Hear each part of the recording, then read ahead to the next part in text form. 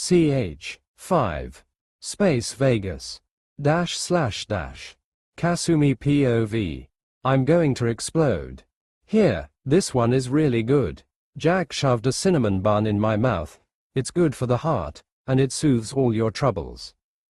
No, this one, Julie called out, shoving some pudding into my mouth. After I swallowed the bun, it relaxed the soul. Here, drink some milk that I blessed. It will heal your lactose intolerance. Serada rushed over, hand serving me some milk. Bah, food is nice but shiny metal makes the soul glow, Sky called out, putting a crown made of solid gold and jewels on my melon. It felt like someone strapped a watermelon to my head. It was really pretty though. I'll definitely add it to my collection. Would you girls knock it off? Nat came to my rescue. She clearly needs something to keep warm. She put a huge sweater on me. It was clearly Sky's, before it magically shrunk to my size. It was nice. Nick, do something, I hissed to the bastard who was just sitting across from me eating his cereal without a care in the world. Cassie, you're hurting. The man you love has been taken from you, and just 4 days ago you were able to, with your own strength, let some of that grief out. They are just worried their friend is still hurting, Nick explained. I'm a big girl, I huffed, shooing him away. They didn't have to give me a hurt puppy dog look. He shook his head. It's not about being a big girl, he air quoted. It's about their friend being hurt and trying to help. If you're not feeling it, just tell them. They'll give you some space. For like 20 minutes before you give a cough or a sneeze, and we'll be right back here again. I looked over to the girls who were spying over their booth, making sure I was okay. To be fair, I tend to act the same. I sighed. I don't think I've ever been this pampered in my life. I've been to spas and stuff, under a different name of course, but I've never been to a spa that had blessed milk and crowns of gold for guests. Aren't you going to do anything to make me feel better? I teased. I don't see why I shouldn't milk this a bit. It's not every day you get a space wizard waiting on you hand and foot. He gave a light chuckle. I'll make you some ramen for lunch. Oh, that's good, but I want more. I shook myself a little and put on my game face. Is that it? I hit him with a full puppy dog look. He gave a sigh and rolled his eyes. You will also get a shot at my vault. I gave a gasp. You're only allowed one thing if you get in.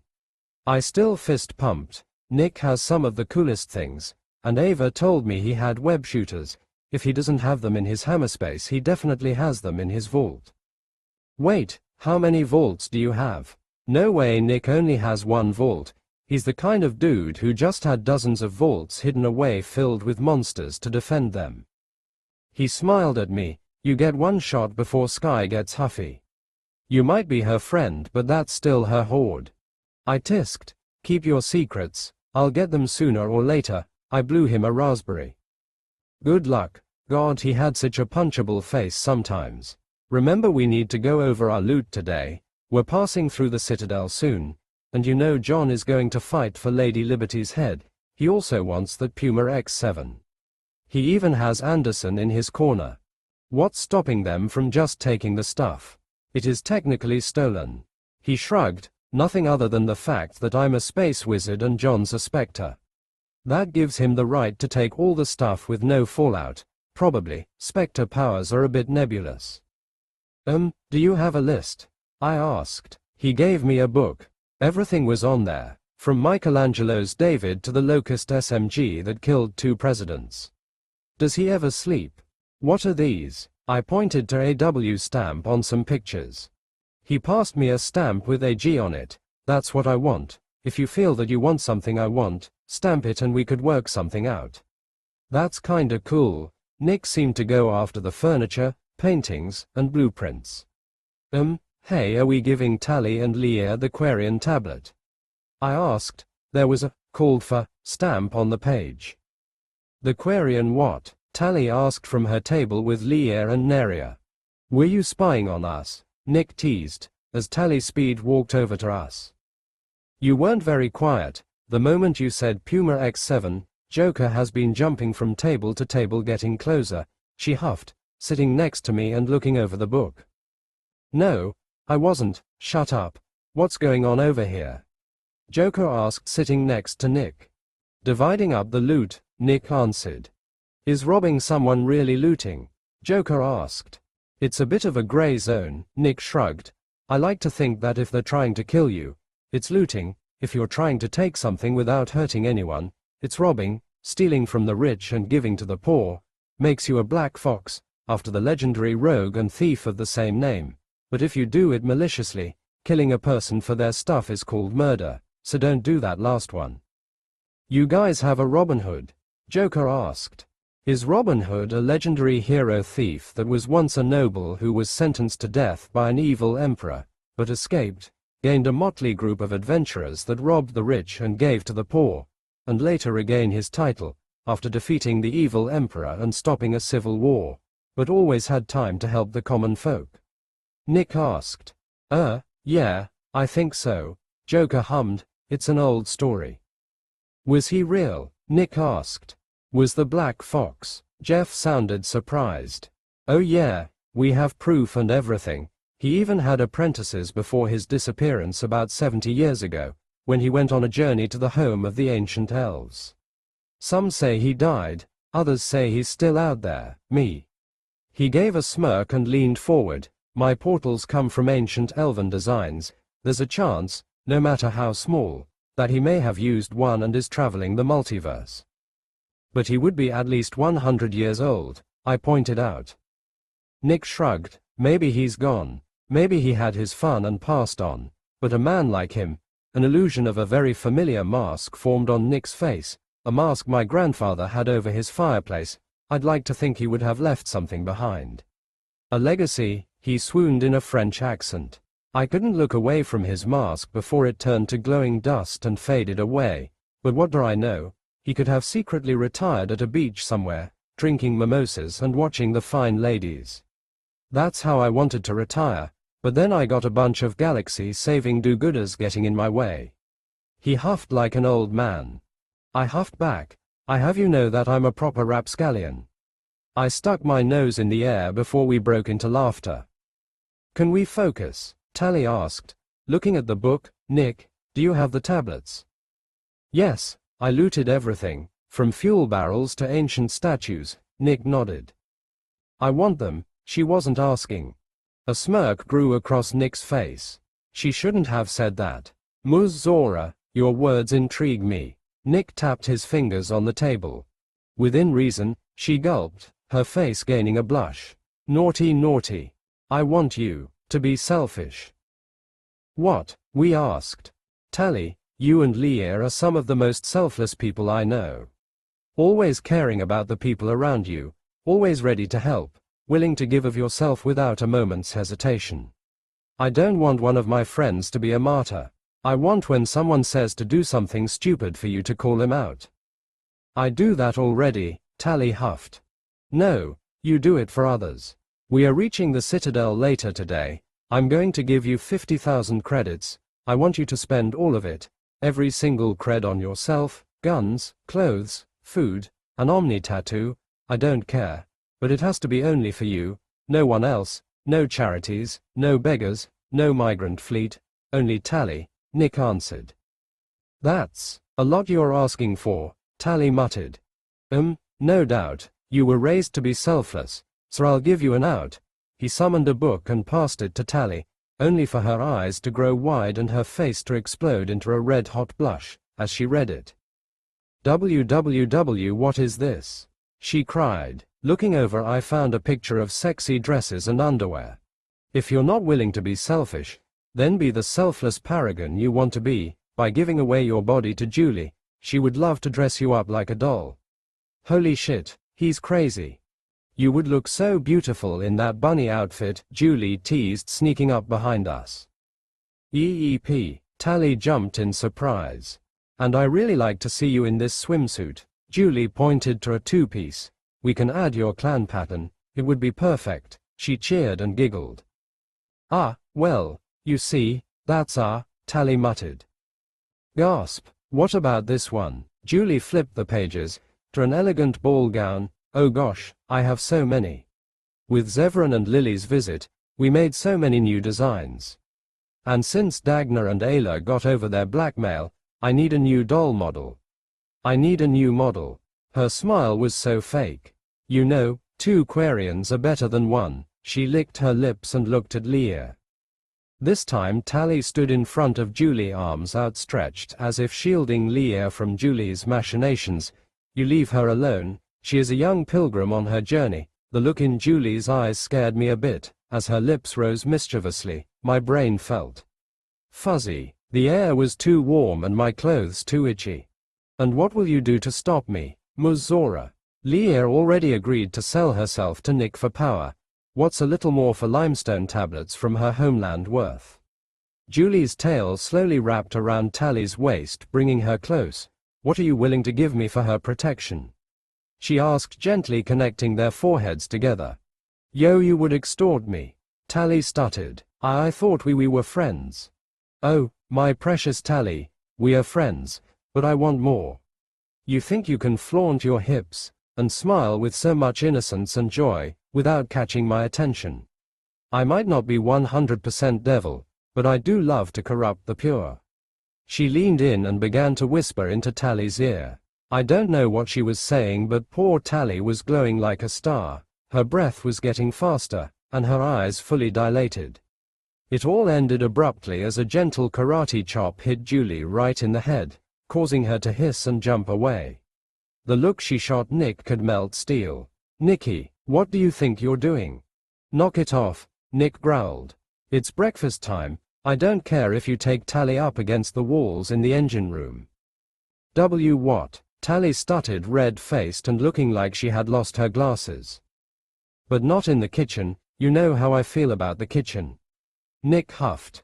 Ugh, not the kitchen, not the bathroom, not next to the fireplace. I live in a gulag. She huffed, grabbing Nick by the shirt and shaking him. Love has to be free, Nicky.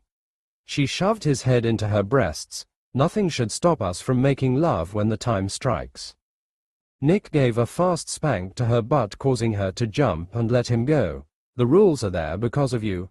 Or did you forget about the fire you caused in the kitchen, or how you nearly drowned in the bath, or how your tail caught fire by the fireplace? He huffed. He patted her head and brought her in close. When I make love to you, I don't want to worry about the world burning around us. I only want to care for you. That's kinda sweet, in a naughty kinda way, I guess. She hugged him tightly. Danger adds spice, she hissed. No, danger adds uncontrolled danger, and uncontrolled danger adds unwanted pain, and unwanted pain knocks me out of the sexy mood. So follow the rules, Nick explained, draping himself over her. It looked like a rabbit holding up a bear. She pulled away. Fine. I'll follow the rules. One of these days, Walters, I'm gonna wear something you can't say no to and going to be relaxing by the fire. You'll break, you always do. She gave him a peck and sat next to me. No doubt, but today's not that day. He turned to Tally. So what do you say? Tally looked like a fish out of the water. I never, with a group, I'm very new to this. Not even with one person. Tally, Nick drawled, catching her attention, flashing her a credit chit, renegade or paragon. Nick gave the ultimatum. Do I need to pay you back if I don't use it all? She asked, looking at the chit. Absolutely not, he answered without missing a beat. The money is all yours. What if I lie and give it to some Quarians who need money? Nick shrugged. If that's what you want, I'm not going to stop you. I'm not going to even blame you. Helping others is a very mortal thing to do. He lifts her right hand and places the chit in her palm. But sometimes, Tally, you deserve something for all your troubles. Maybe a cute dress, dinner at a fancy restaurant, a night out clubbing. Maybe you just wanna buy something dumb, something for your eyes only. Besides, you look like a goody two-shoes. You couldn't keep it a secret for long. Part of me wants you to be selfless. I can imagine you in a sundress. It took me a second to see it, but she would look good in a sundress, maybe light lavender. What if I need to buy something for the ship? Tally asked. Is it selfless to buy something that will keep me alive? Oh, trying to find a loophole already. I like it. But, he gave her another chit. That one has 300,000, buy whatever you think the Normandy needs, on me. Whoa, that's a lot of money, I muttered. You could buy a nice apartment in the Presidium for that. You're just giving this to me. Tally looked flabbergasted. Nick shrugged. What do I care for money? I'm not sure if you know this, but giant space robots are going to try and kill us all. What good is money going to do? No, I think wasting it on things we need is far more important than having it in a bank. Besides, don't we need to upgrade the ship some more? I'm pretty sure we need tools for that. I suggest you talk with Gabby, Donnie, and Leah, go have fun with the engineering crew, and buy what you need to keep us alive. He shooed her toward the other engineers, before sitting back down, to finish his cereal. Just like that, I asked. You throw thousands of creds to a young woman and shoo her away? He shrugged. We are about to hit pay dirt. What does a few 100,000 creds for? Besides, we are on a suicide mission. Shouldn't we have the best of the best, be paid like the best of the best? I'm still looking forward to my beach retirement. He had a big pervy smile on his face. He's definitely thinking of ladies in bikinis. You're incorrigible, I huffed. He just smirked. Hey, Joker interrupted, can we talk about the // Nick POV. Puma X7, Anderson asked. Nope, that one's mine, I huffed, leaning back in my chair. We've been at this for hours. Apparently going through hundreds of ancient artifacts took some time. Apparently being a space wizard doesn't really give me the authority on artifacts, so someone with an actual degree in art history had to be there to check the objects, and getting a group of art history mages in one room wasn't easy, especially when we need one for each race. At the moment, Anderson, John, and I were in a warehouse in the Presidium made for council needs. It was big and empty. I didn't really know what they used it for. I guessed for parties or maybe for one of their private ships. It's an Alliance icon, he countered. Yes, and so is Lady Liberty's head, and I'm kind enough to give you that back for half off, I shrugged. It has laser cannons, Anderson huffed. Even better, now people will second guess destroying freedom when it could shoot them with freckin' laser beams, I teased. So, I'm guessing we aren't getting the fighter, Anderson teased. I gave him a shrug. I'm not saying you can't have it. I just need to take it apart, create a blueprint, and then put it back together, and you give Joker a test flight. For a man who once had brittle bones, he has some major gripping muscles. The moment I told Joker about the fighter, he clung on to me like a baby koala, not letting me go until I promised to let him ride it. Once had, Anderson asked. Nick cured him the second he walked into the Normandy, Sharpard explained. I shouldn't be surprised, Anderson huffed. How are you doing, David? It must have been weird using your chi. Taking my question for the break it was. Anderson just chuckled. They put me through every test they could think of. It was N7 training all over again, but easier. Admiral Hackett asked if you could do the same for more of our soldiers. Chi shouldn't be too much of a problem. You can give them a few pointers, but magic is a bit much, I shrugged. Is it more difficult to give magic to people? David asked. Not really, but you have no one to teach them. The last thing you need is a bunch of sorcerers throwing around wild magic, I pointed out. As funny as that would be, imagine Spaaace being turned into a Krogan. I gave a light chuckle. That can really happen, Shepard asked. I sighed. John, when are you going to get the clue that there is very little magic can't do? If it's all good with you, chi is enough for us, David chuckled. How many people are we looking at? I asked. About 1,000. 1,000. What do you need? An army? Yes. Oh, right, Reapers. How did I forget about that? Still, that's a lot, I sighed. Have you at least vetted these guys? I don't want them gaining powers and then booking it. From what I understand, there are Cerberus sleeper agents out there, and I don't want to give Tim access. I get what you mean. I'll see what I can do and send you a list. I nodded. I'll have Edie give them a background check. Edie? John asked. I shrugged. She was a Cerberus AI, who was in their systems. If anyone knew their inner workings, she does. AI? David asked, clearly confused. Joker's wife? John and I answered at the same time. Jeff's married to an AI. I shrugged. Is it really that surprising? She's the Normandy, and Jeff's only attracted to big ladies that can fly and shoot lasers, I joked, passing him a picture of Jeff and Edie laughing as he taught her how to use chopsticks as they ate lunch. John gave me the people's eyebrow. I want to show a time-lapse of their relationship during the official ceremony. This looks like a normal human woman, David pointed out. I puffed up a bit. Thank you. Edie told me what she wanted in her new body. If it means anything, she took a little after you. Me?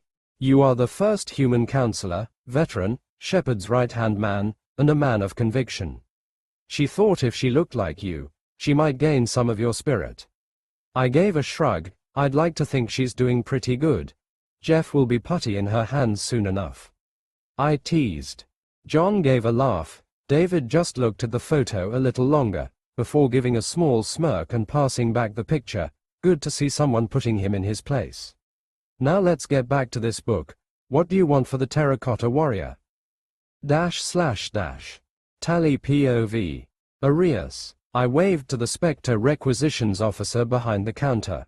The Turian gave me a long look. Talizora. You remember me? Not many Quarians come in here. I guess Commander Shepard finally came out of undercover work. And you know, he waved his hand over his face. You thought he was undercover? I asked. He gave a shrug. Not the first Spectre to die and come back a few years later. Spectres are spies, I suppose. So, I'm guessing you're here for some new toys. Yep. Need some ship enhancements. Not a problem. Some good stuff has been popping up lately. All I need is the Commander's Spectre code. I waved my Omni tool over his screen. It took a moment, but he nodded. You're clear. Happy shopping. Tally, they have the blueprints for the cyclonic barrier. This thing is leagues above the Normandy's current shielding. Gabby called out, I think we have the raw material to craft one. And if not, they have a blueprint for an Argus advanced mineral scanner, Donnie added, looking over some of the blueprints the Spectre office had. What about this modular probe bay? We wouldn't need to go back to a fuel depot as often, Leoviel asked. Couldn't Nick just make an extended crate and shove as many as we want? Donnie asked. Maybe. We should ask him. We might not even need to buy the extended fuel cells. He can just make it so they can handle more fuel, Gabby pointed out.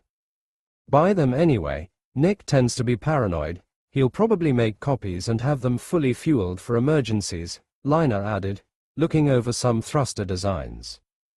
You know the Normandy's anti-proton thrusters are the best in the market right now, right? I asked. Oh, I know, but Nick wants to see some other designs he can add to Mother Base back home. Mother Base? I asked. It's Nick's ship. It's about 440 meters, she guesstimated. Whoa, that's impressive for a ship made of wood, Donnie nodded. Have you met Nick? No, he likes making things fun, she air-quoted. Mother Base is a ship made of earth and stone that flies through the clouds, with an atmospheric bubble and shield that keeps things at a normal temperature of 70 degrees. Everything is powered by a huge mana engine that will probably run forever. Nick likes to make things that last. So, he wants to upgrade it? Gabby asked. More like make a new one. Mother Base kinda became a symbol of Ferelden power, and with us here he lent it to King Kaelan and the Ferelden Vanguard as a base and quick troop movement. I can already hear Kaelan debating for it to remain in Ferelden. Nick tends to be a softie when it comes to his friends. You think he'll give Joker the Puma X7? Gabby asked. Maybe, but more than likely he's just going to have us pull it apart so he could copy every individual piece, add a potassium alloy for strength, and put it back together. At that point, if enough people want it, he'll probably raffle it away or make some ridiculous contest, if the Alliance doesn't pay up the nose for it first. Just like that? Leoviel asked. Ships tend to have far more importance in the migrant fleet. You don't just give a ship away. Lina gave a shrug. Nick isn't the migrant fleet. He doesn't have use for it, and if one of his friends does, he'll just pass it over. You should see the flaming poisoning raging sword of doom. The very name made me shiver. The flaming poisoning raging sword of doom. What kind of name is that? Donnie asked. It's the name of the most dangerous blade in my world. A single cut can kill a grown man. And if that doesn't kill you, the flames will burn you alive. And if that doesn't kill you, the poison will make you wish it did. Even Nick doesn't play with it. Only Aiden Koosland has mastered its use. Who's that? I asked. Nick's brother-in-law, Grey Warden Commander, a hero of Ferelden, and father. He's most proudful of that last one, Lina joked. It's probably for the best. Nick has never been much of a sword guy, and I doubt anyone has proper skills to use it here. We need a Viva system to auto-navigate our first test flight. I think we can make our own. Leoviel counted. It shouldn't be too hard. All we would need to do is create a timed system to control the engine and return it to where it came from. What about armor? Gabby asked. What about the stuff Edie is made of, that mimetic polyalloy? Donnie added. It's good for kinetic rounds, but does poorly against plasma, Lina muttered. I'm not saying it's not a good idea, but we would need something to protect it against plasma damage. I hummed, looking through some of the armor blueprints. Some were good, but the thickness could be a problem. But all the arc reactors Nick has given me to enhance the Normandy's output should counter any weight it may add to the ship, but thicker armor doesn't always mean better. What about this? Lina showed me the screen she was working on. Solaris armor. Looking over the benefits, the carbon nanotube sheets woven with diamond chemical vapor deposition would give the Normandy the ability to take a beating, and with the new Thanix cannon, she can punch well above her weight class. I didn't like the price though. It's a little expensive. Hold on. Lina opened her Omni tool, quickly calling Nick. 40 million. We heard Nick yell at Councillor Anderson. 40 million. You've lost your damn mind. Anderson yelled, slamming his hand on the table. We both know Italy will pay an arm and a leg for it.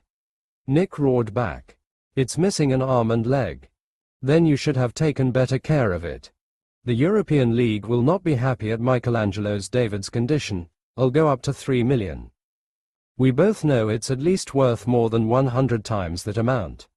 30 million or it becomes a nice statue in my garden. He threatened. Fine, but you add the Pharaoh's statue. Deal. They shook hands. Sorry about that, sweetie. Anderson apparently had a minor degree in debate. What do you need from me? Nick smiled at Lina as he placed two statues in front of a stunned human holding a magnifying glass. We need a little more money. No problem. Anderson's nothing if not efficient. Do you want the money? Send it to Tally. She has the wallet, Lina answered. My Omni tool beeped. Checking it, I found my account was over 10 million. My mouth was very dry. Sure, I've handled Shepard's money before, but we would constantly be buying and selling things. We were always either flat broke or drowning in money, and the only time we had too much money was near the end of our hunt when we had the best equipment and didn't need to buy any more things, so we just sold everything we didn't need. Of course, the Normandy exploded not a month after. Have fun, and remember Tally, Renegade, or Paragon. He teased. Keeler, I wanted to punch him. How much do you want for the Macos? We heard Anderson. Nick tisked. Man, you know I don't need those. Love you. Love you too. She hung up. What a dork. I'ma have him pound me tonight, she muttered. I don't think I was supposed to hear that. So, did he give you enough? Ah, yeah, a lot more than needed actually. Great, we can get a snack after this. Lina hummed. Is Nick always this uncaring of money? I asked. I mean, I don't want to come off as ungrateful. She waved away my worries. Nick has his own CFO. That's meant to keep his money and himself in line. But Telsa is still back in my own dimension. She makes Miranda feel warm and loving, but Nick loves her, and to her credit, Telsa's the greatest financial advisor I have ever met. Thanks to her, Nick practically has unlimited funds. She showed me a picture of a young woman, pale as a ghost, with hair as black as ebony, and eyes the color of blood. She was also wearing pajamas made as some kind of silk that would most likely be worth more than anything I own. She also had a grumpy look on her face. She doesn't look happy. Donnie pointed out. Oh yeah, no, she furious. This was the morning after we kidnapped her for her surprise vacation. She flipped her a new picture of Telsa strangling Nick, with the other girls trying to save him, then another of Nick in a neck cast as he and Telsa relaxed under a palm tree at a beach somewhere. I found that Nick surrounds himself with beautiful women, Donnie added, looking at the pictures before Gabby elbowed him. Lina shrugged. I would like to say that it was the luck of the draw, but you need to understand that Ferelden was in a war of independence not that long ago and then was ravaged by a blight, and while it's true that Ferelden women might be some of the fiercest fighters in Thedas, they are also women. They give birth to the future generations, so as the men fought in the front lines, women were the hidden fighters. You can guess that a lot more men died, making Ferelden's population skew female. It's still going to take some time for everything to balance out, but we're working on it. The Orlesians were not kind. They killed any man who didn't pay their taxes. They didn't kill the women. Keela, Leoviel muttered. Lina shrugged. So if you ever wonder why Nick hates Orlice. I thought Leliana was Orlesian, Gabby asked. Ha, don't let her hear you say that. She might have an accent, but she's a Ferelden through and through. She chugs her alcohol, and punches like any Ferelden. She just can't get a man, she teased. The commander seemed smitten, Gabby giggled.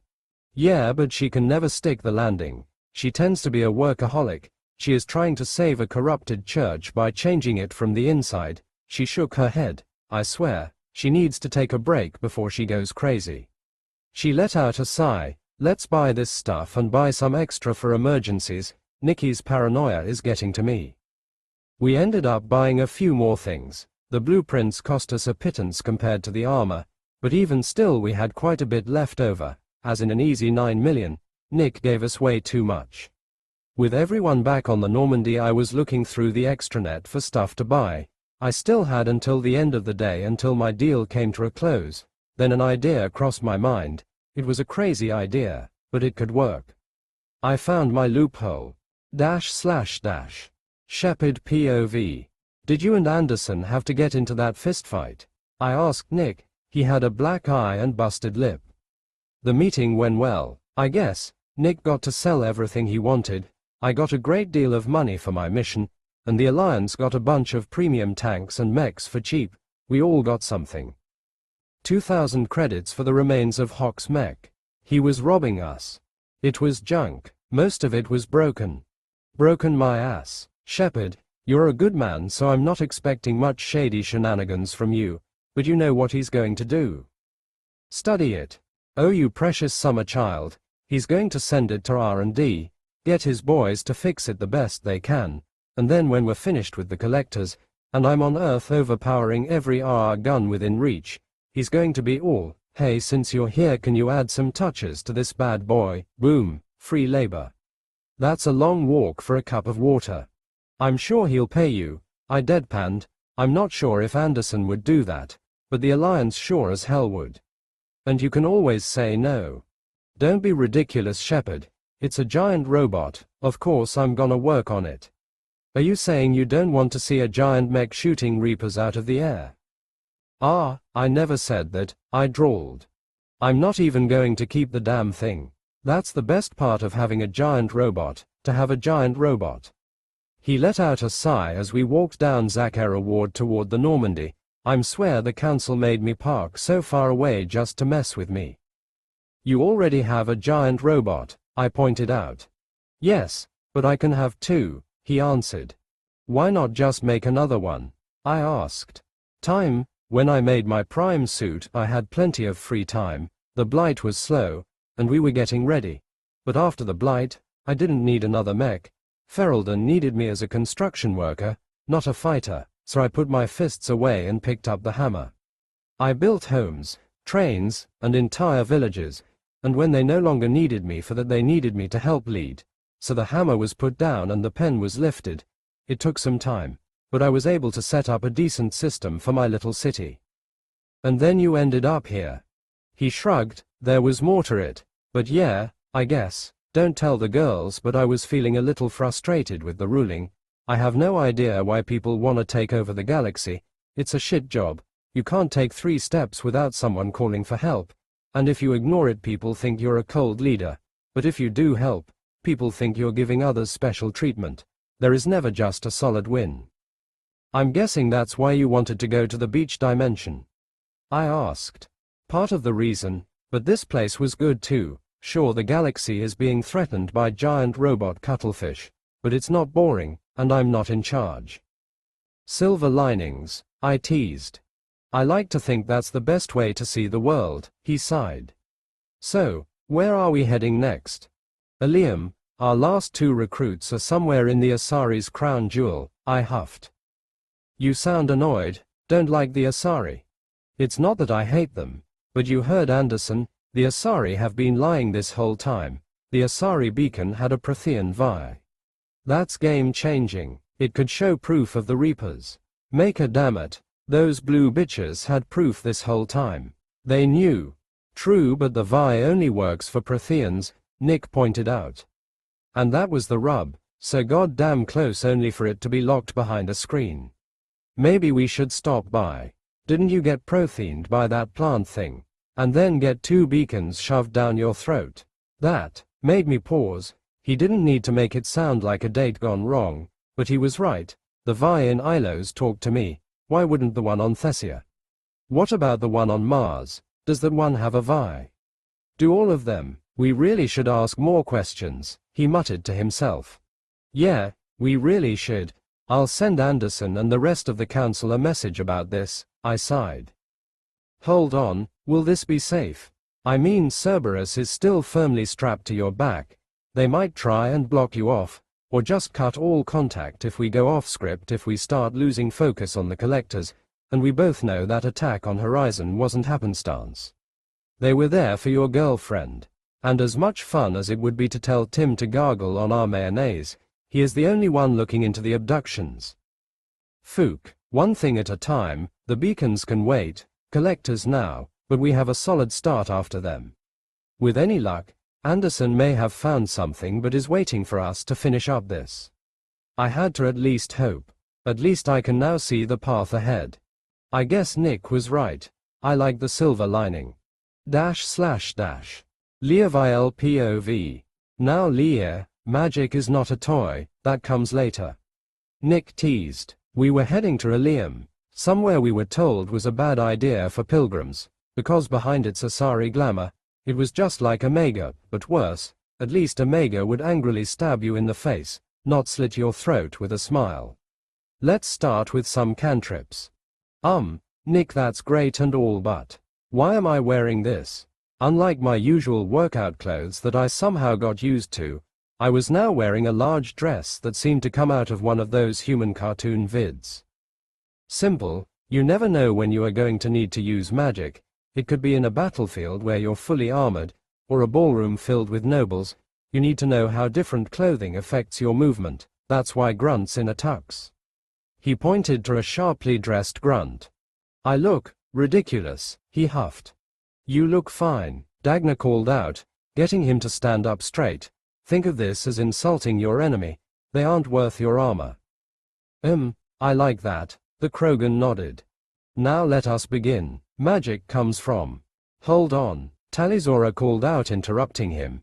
Can't you see we're doing something? It was true. The rest of the engineering crew was slowly and methodically taking apart the Puma X7. Take your magic elsewhere. I have this time for magic training. And where is your outfit? Nick called out. Keela, I saw the outfit Julie wanted her to wear. Let's just say my short shorts would be considered modest. I spent the money on something I wanted, and we have the shuttle bay until lunch. She showed Nick a piece of paper. Nick looked it over and tisked. You're right, I'm sorry. Damn straight you are, Leaviel, Talizora ordered, getting me to snap to attention. Yes, ma'am. Get out of that dress and into your work clothes. We need help with this engine. Yes, ma'am. I took off toward the elevator. Ugh, how do women run in these things? I'm just happy Nick thought heels were torture devices. I rushed back to my room, which was huge. Nick placed it under Kasumi's room. At least 40 Quarians could live here with plenty of space. The bed was easily 3 times my size and held me like a baby. I also had my own private bath, work desk, and closet, filled with dozens of clothes Julie gifted me along with some clothes I bought. A weapons locker that I hope I never had to use filled with a lightning-infused mace and an enhanced Sidewinder pistol, along with my armor Nick made me to handle anything short of a ship's main gun, and finally a TV with hundreds of interdimensional movies and shows. Putting away my puffy dress, I quickly put on my work clothes and ran back down to the shuttle bay where it looked like I walked into another ship altogether. Careful with that mooks. What kind of operation do you think we're running here? Nick called out. In the 30 minutes I've been gone, stupid dress, the shuttle bay became a scrapyard. Golems were moving large heavy armored pieces to individual place stands, where Lina took pictures. Gabby and Donnie were slowly taking apart the engine, marking every screw and bolt. Talizora was taking apart the driving mechanism. Humans are crazy, Talizora muttered. Most of these were just readings. They didn't even have VI targetings. These mad men just shot from the hip. I think that was what the co-pilot was for, I pointed out, joining her in the cockpit. That's even crazier. It would take amazing teamwork just to hit a ship. It was an old model, Donnie answered. Modern fighters have all that normal stuff that a co-pilot was supposed to do. My Gramps used to fly one of these. He told me it was all about communication. You had to trust your co-pilot with your life. Your grandpa Pip never flew one of these, Gabby countered. Not an X-7, he flew a Spear U-49. It didn't have the same power as the X-7, and couldn't FTL, but it was cheaper to make and had some mean guns. He was gripped about not using one during the First Contact War. He retired just 4 years before that. I suppose having 2 pairs of eyes is better than one, Talizora muttered. Does the Alliance still do that? Gabby shrugged. Depends on the fighter. Bombers usually have 2 pilots, but most fighters only have 1 nowadays. With the advancement of VI and how cheap some fighters could be made, suddenly everyone could fly one. You know, I've only heard rumors of humans. You guys are rather new to the galactic stage, I pointed out, getting the panel off the cockpit and passing it to a golem. Is it true that humans eat poison? Poison? No, I don't think so. Donnie answered, confused at the question. What kind of poison? Nick asked, helping pull apart one of the wings. Like poison plants, they're red and green on the extranet, I clarified. Like peppers? Gabby asked. They say Krogans can't even eat it, and I thought Krogans could eat anything. Are you talking about capsaicin? It is produced by most peppers and other plants. You ate some? Donnie drawled. I did. No way. When? I made spicy chicken tacos yesterday. I used peppers, Nick answered. You mean those edible plates made of corn with the angry chicken? Talizora asked. You're supposed to fold them and eat them with your hands. Didn't Shepard teach you? I asked. I've seen Shepard eat. I'm not taking eating advice from him. The captain does tend to just shove food into his mouth without thinking. Nick shrugged. Don't blame him too much. He's an elite soldier who was probably trained to shove calories down his throat and keep fighting. Garrus is the same way. Do you have any idea how long it took me to learn that Turian recipe his mother showed us? He didn't even taste it. He passed Lina a thruster. So, wait, I can eat earth poisons? I asked. Capsaicin isn't much of a poison, kind of, maybe. It's a bit difficult to explain. Humans can't really digest capsaicin. It just tricks our nervous system into thinking you are heating up while giving a light sting to the mouth. In short, we don't taste spicy food, we feel it. That's why Grunt didn't like it too much. His redundant nervous system simply blocked the pain, making it taste bland. Do Quarians not have something similar? Nick asked. Not really. We just eat Kalevan. It's a high-protein plant we grow on the live ships. It didn't really have a taste.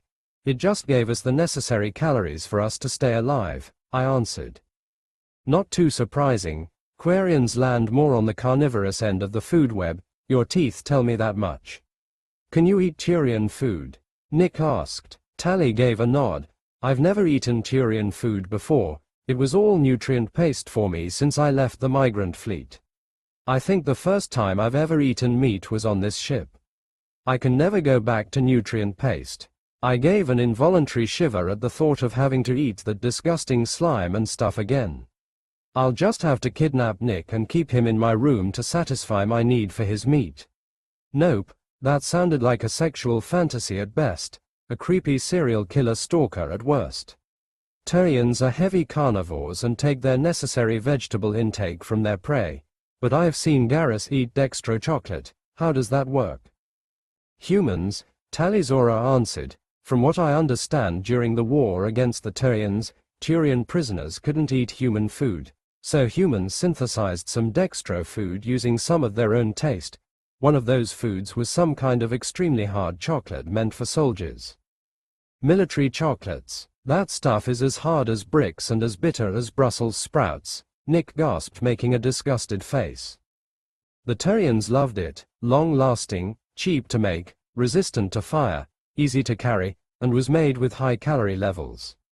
After the war ended, one of the first things ever traded between the two species was chocolate. Tali'Zorah shrugged. I tasted it once. That stuff stuck to my teeth for days, but it tasted okay, a lot like Kalevan, but has some sweetness to it.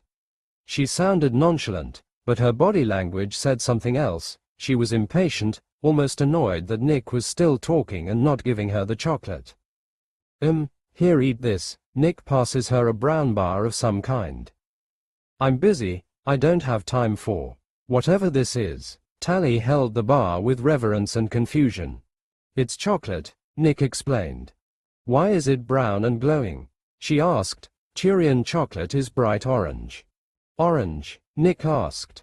It's a good way to make sure we don't mix up ingredients, Gabby pointed out. The glow is new though. It's magic chocolate. I want to see if there's any difference, Nick explained. It's glowing, Tali'Zorah pointed out. I think that's good enough evidence to figure out that it does taste different.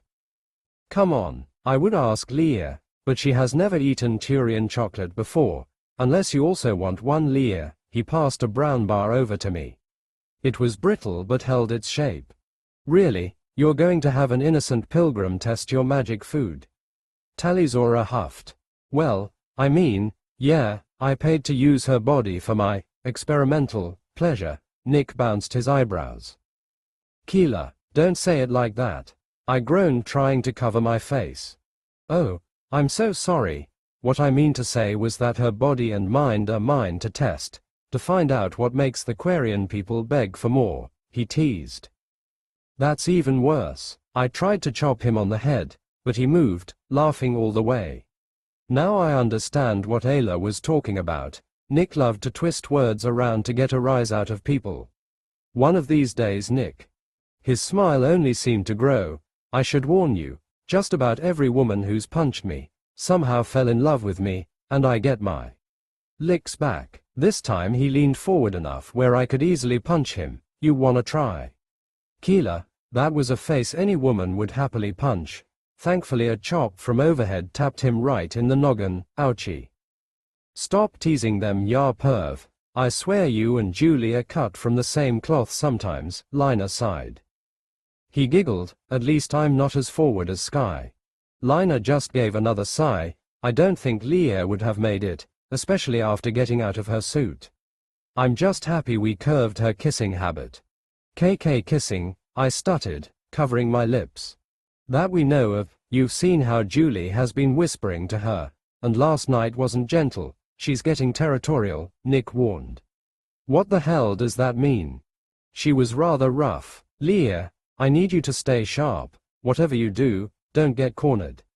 Lina warned. She won't do anything right, I whispered. Sky is a great dragon. In her culture, power, wealth, and age is the only thing that is respected. And wealth can be just about anything. Like poor innocent Quarians that only wanted to help, Nick warned. We of course tried to curve her more, let's say, passionate tendencies.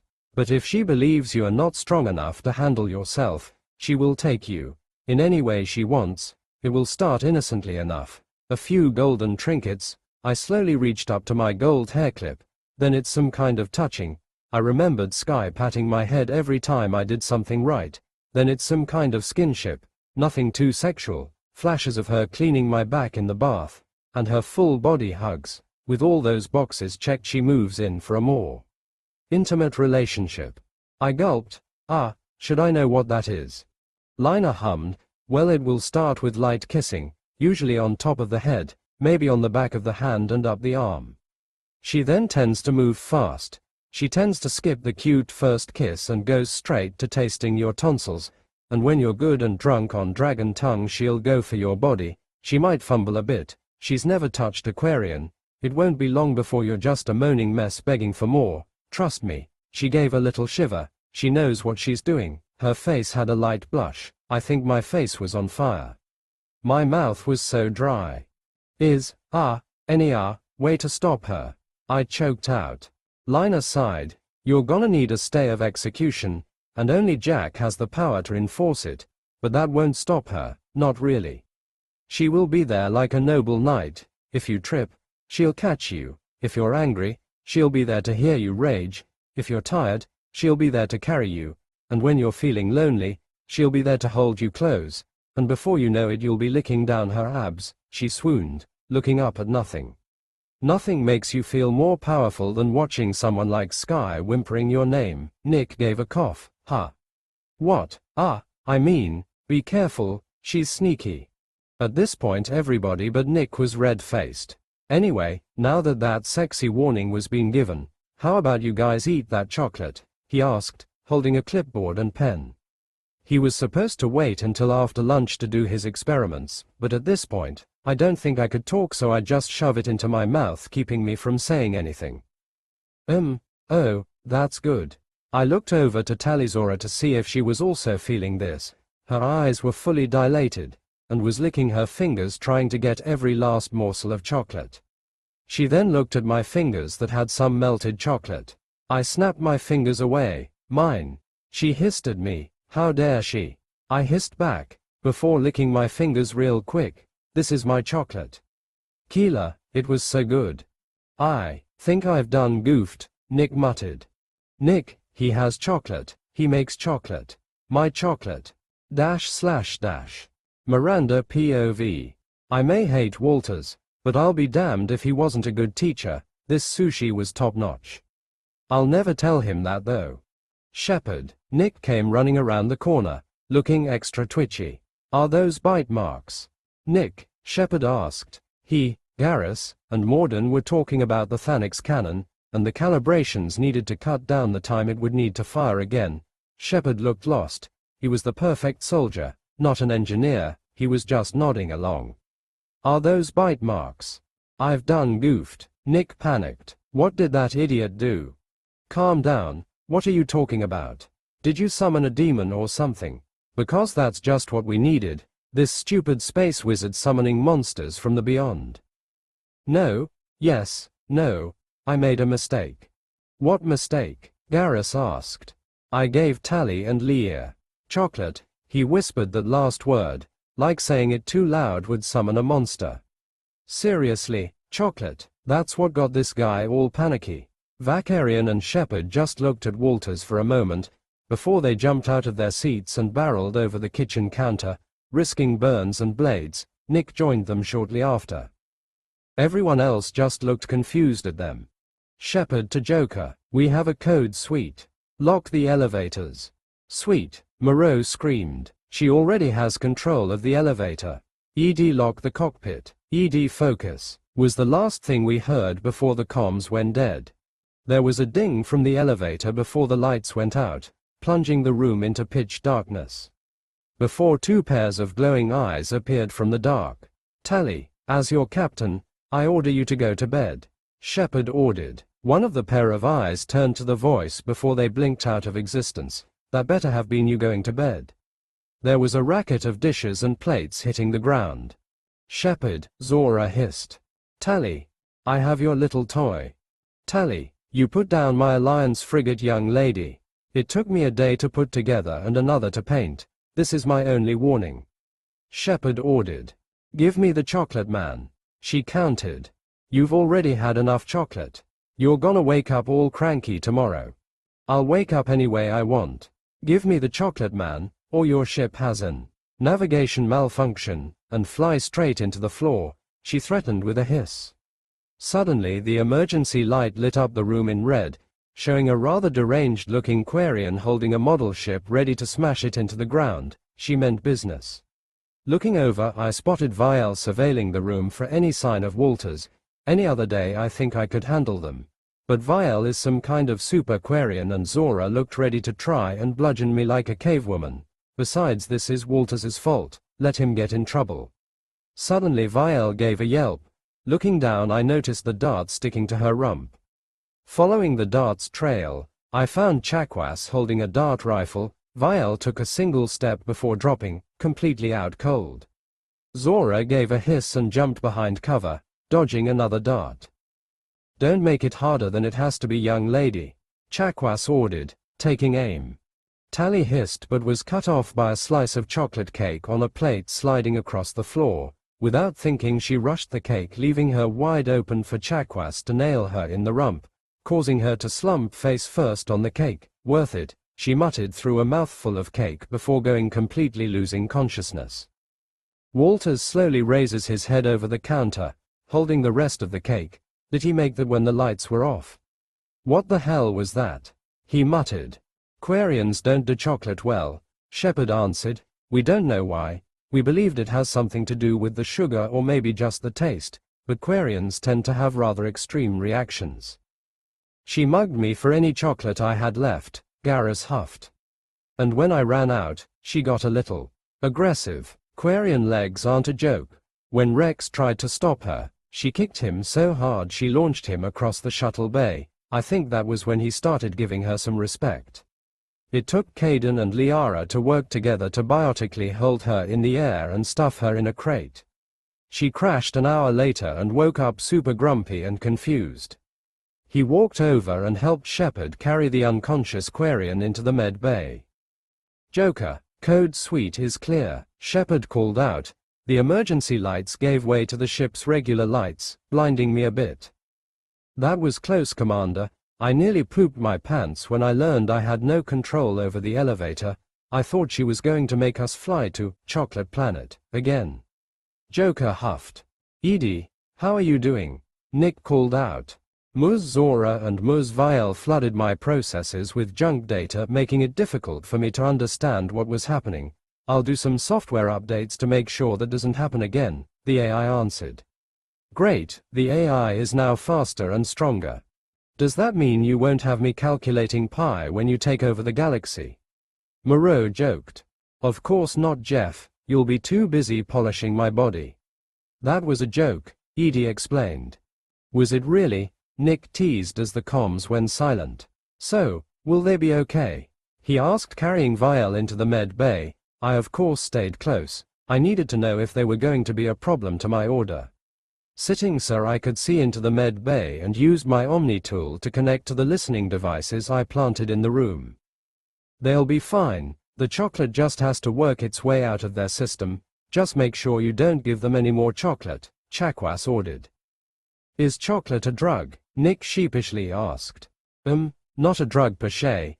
It's more of a powerful stimulant like caffeine to the max. The Quarian brain tends to work overtime. I believe that the Quarian may have had something similar on Rannoch. Spaaace answered. Why did they become so aggressive? Because it's new. The Quarians have been on a solid vegetarian diet. They had one food for hundreds of years. Anything they eat hits them like a truck, and their animalistic part of their brains to overreact, Spaaace explained. I'm awake. Vial shot up, half asleep and extremely confused. Why are all of you in my room? Why is your head a marshmallow? Go back to bed, ya dummy. Nick tapped her forehead. You're a dummy, ya big-headed punk. She fell back to sleep. I'll keep an eye on him. Spaaace shooed the three men out of the door. Op, 1 sec. Walter did something and my bug went dead. Those are expensive. I'm going to let them sleep it off. I'll be in the shuttle bay helping the others take apart the Puma. Call me if you need me. He cheered, skipping out of the room. That guy worries me sometimes, Vakarian muttered. He has all this power, and he acts so carefree. Is that normal? Shepard shrugged. Power has a way of showing people who you really are. I'm just happy Nick's a lay-back kind of guy. I sometimes think about someone like Tim having his power, the untold destruction, the death, the misery, just to see if he could cure a common cold faster. The fact that Nick makes fun of everything lets me sleep better at night. Leave it to Shepard to miss the big picture. The elusive man might do unsavory things, but it would only be for the betterment of humanity. Sometimes you must get your hands dirty if you want things to get done. I guess it could be worse, Vakarian muttered. We could have been dealing with another Salian. Yeah, now all we have to deal with is a young Frankenstein with a heart of gold, Shepard joked. I wouldn't be surprised if he brought someone back from the dead with an abnormal brain. Lawson, he greeted me sitting across, with Vakarian next to him. If I didn't know better, I would think these two were joined at the hip.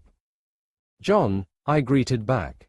Commander, he corrected. Shepard, if you're feeling friendly. Right, Shepard, what can I do for you? I asked, gritting my teeth. Any steps I took to get Shepard to trust me has been slowly eroded away thanks to that bloody wizard. We'll be arriving in Ilium tomorrow morning. What do we know about the assassin and Justicar? Have you read the dossiers? Yes, Thane Krios, Drell, professional assassin, one of the best, with an assassination list a mile long with near-perfect completion. And impeccably well-dressed. I'm not sure who's writing the dossiers, but I think they might have a crush, he drawled. Right, Krios has been hunting in Ilium for the last 2 years. All his targets worked for one person, Nasana Dantius. He has been laying low, no doubt to get to her. Dantius, I know that name. I think it was that Asari emissary, the one that tricked us into killing her slaver sister, Vakarian answered. Shepard snapped his fingers. That's her. I still don't know why she lied about that. I was happy to kill another slaver. It's all about reputation with the Asari, I sighed. Next would be the Justicar. Samara, the dossier was a bit iffy. Not much about her other than that she was some sort of super Asari commando that does whatever she wants. When I did some research, all I got was some Asari cartoons about Justicars, Shepard hummed. Understandable, there are very few Justicars left in the galaxy, and their order is very secretive, but they are some of the most powerful biotics in the galaxy, even by Asari standards. From what Cerberus was able to dig up, Justicars are a lot like the Spectres, but only in Asari space. They tend to follow a strict set of rules, only they know, and act as judge, jury, and executioner, I explained.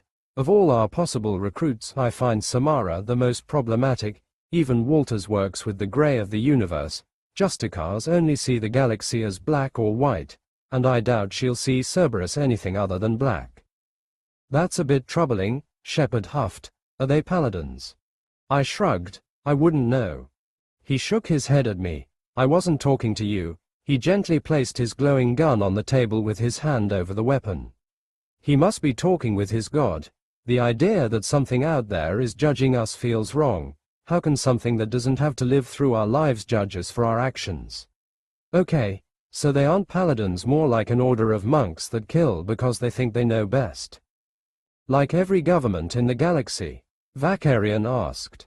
That's a bit cynical, Shepard drawled.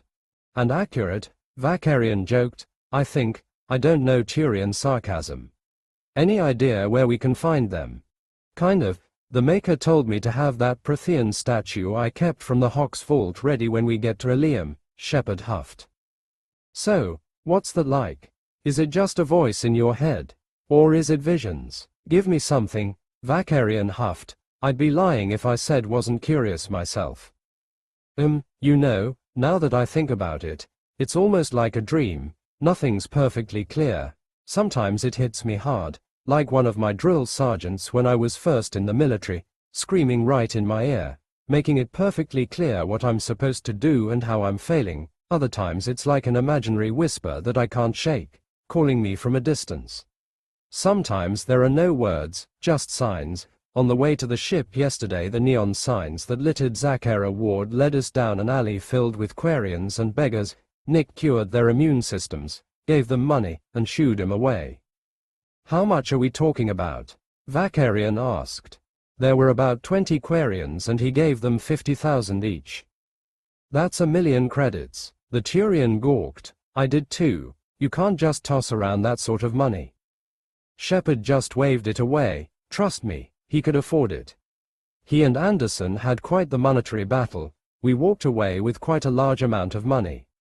Turns out the Alliance is willing to shell out for art and slightly used tanks. Still, you can buy a slightly used frigate for that amount of money, Vakarian shrugged. Nick knows he's in that sweet spot where he knows the Reapers are coming and knows everything is going to skyrocket, so you might as well buy it cheap while you can. Cause credits won't mind much during the war, Shepard explained. It doesn't hurt that he's from another dimension, and leave this universe behind if things get too dangerous, I drawled. This was one of the major reasons I couldn't trust Walters. This isn't his world. None of this matters to him. If he feels like it, he can walk through his portal and tell us to suck eggs, and there is nothing we can do about it. True, the fact that he's helping us at all is very lucky, Shepard sighed. You're welcome, Kina sang, sitting next to me, with a plate of pancakes. Ayla Kina was a half-elf, meaning she was part human, which should be impossible. Two different races that evolved through different evolutionary chains shouldn't be able to produce children, and yet here she is. You better believe this got a lot of Cerberus scientists interested. Of course, Walter's threat still hangs overhead, waiting for us to do anything that he would consider threatening. Before I would have scoffed at such a threat, but I've seen what Walters could do. I have no doubt he would upgrade every man, woman, and child if it meant Cerberus burned slowly and painfully. Hey Ayla, didn't see you yesterday, Shepard nodded. I was doing my monthly round at Sky City Hospital, she sighed. You work at a hospital? I thought you were a traveling healer or whatever you humans call it, Vakarian muttered. Cleric, the Maker has given me holy power to help the people. I just found it easier to do it from a hospital. People tend to come to me. I sometimes do field work though, when I teach young students the ropes. But that was some time ago. My old students have students of their own now, and basic healing is something most young sorcerers do in basic training. I mostly handle the big cases and do some public ceremonies like weddings or coming-of-age celebrations with Ava and Sereda. Ah, am I supposed to do that? Shepard asked. Maybe, you probably should be. Yeah, see, the more people believe in the Maker the more powerful you become. You have Edie, Joker, Anderson, Chakwas I think, no doubt a few Krogan, but if you want real power you have got to boost your numbers.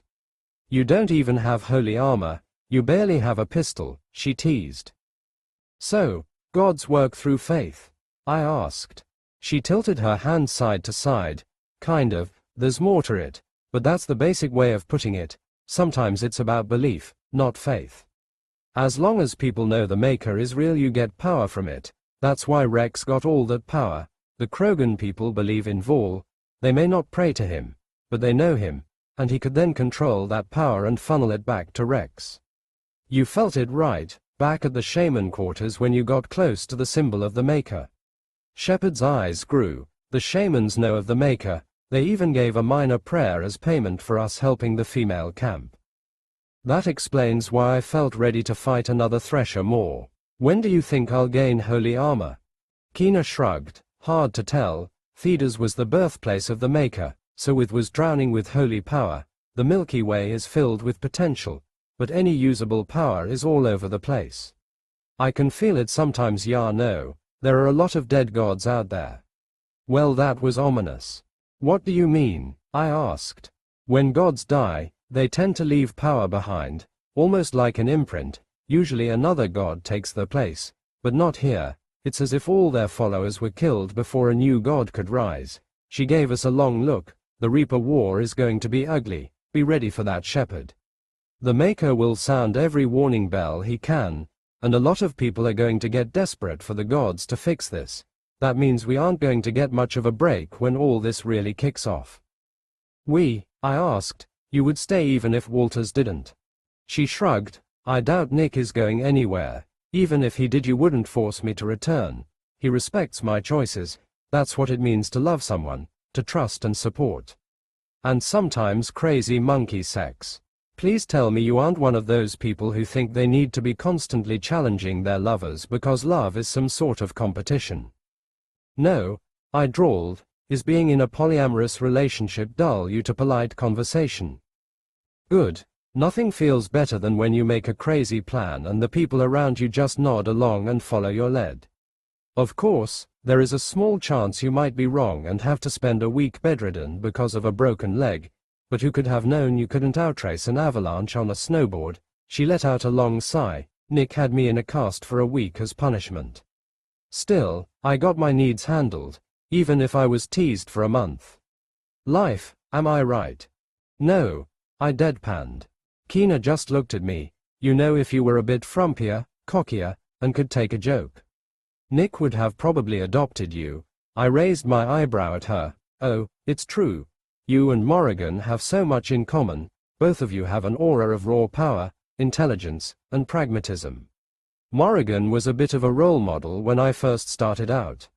She took shit from no one, not the King of Ferelden, not Nick, not even Sky. When she did something she would do it right or not at all. Was she a noble? Shepard asked. Most kings don't just take shit from anyone. Keena shook her head. She was a witch of the wilds. They're usually myths and legends, magic users that practice forbidden magics. I'm guessing that's illegal, Vakarian drawled.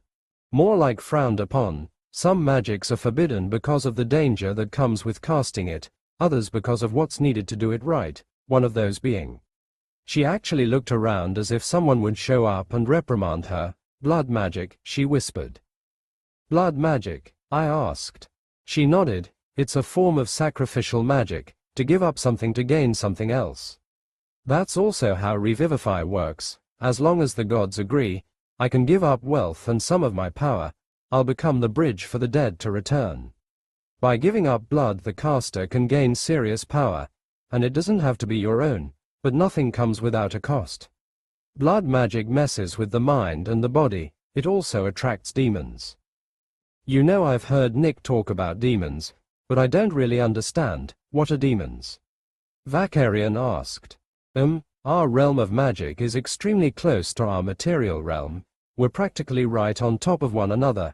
We call it the Fade, a place ruled by spirits and demons, but the truth is a bit different. The Fade is a realm of power and imagination fueled by magic. Things tend to get a little crazy, and spirits and demons are just manifestations of emotions and beliefs.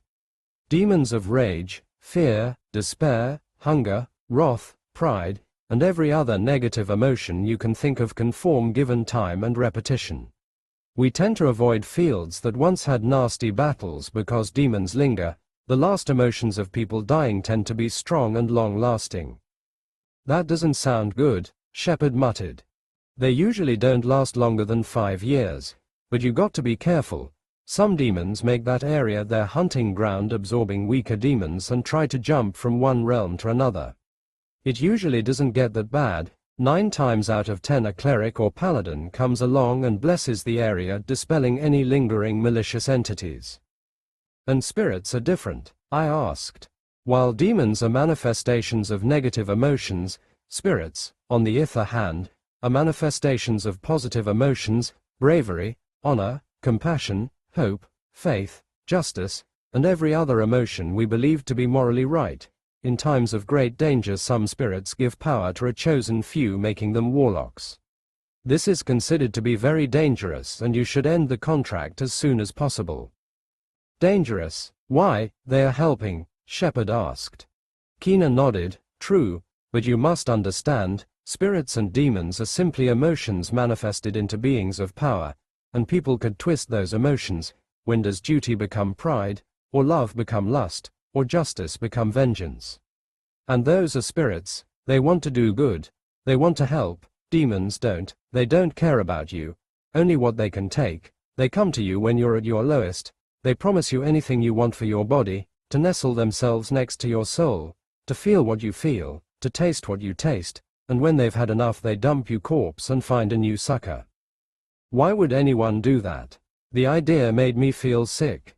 Power, we call these mages, abominations. The demon shoves power into your body, morphing you into a monster, but will give you power that you couldn't get normally. Most times it leads to madness and lots of death.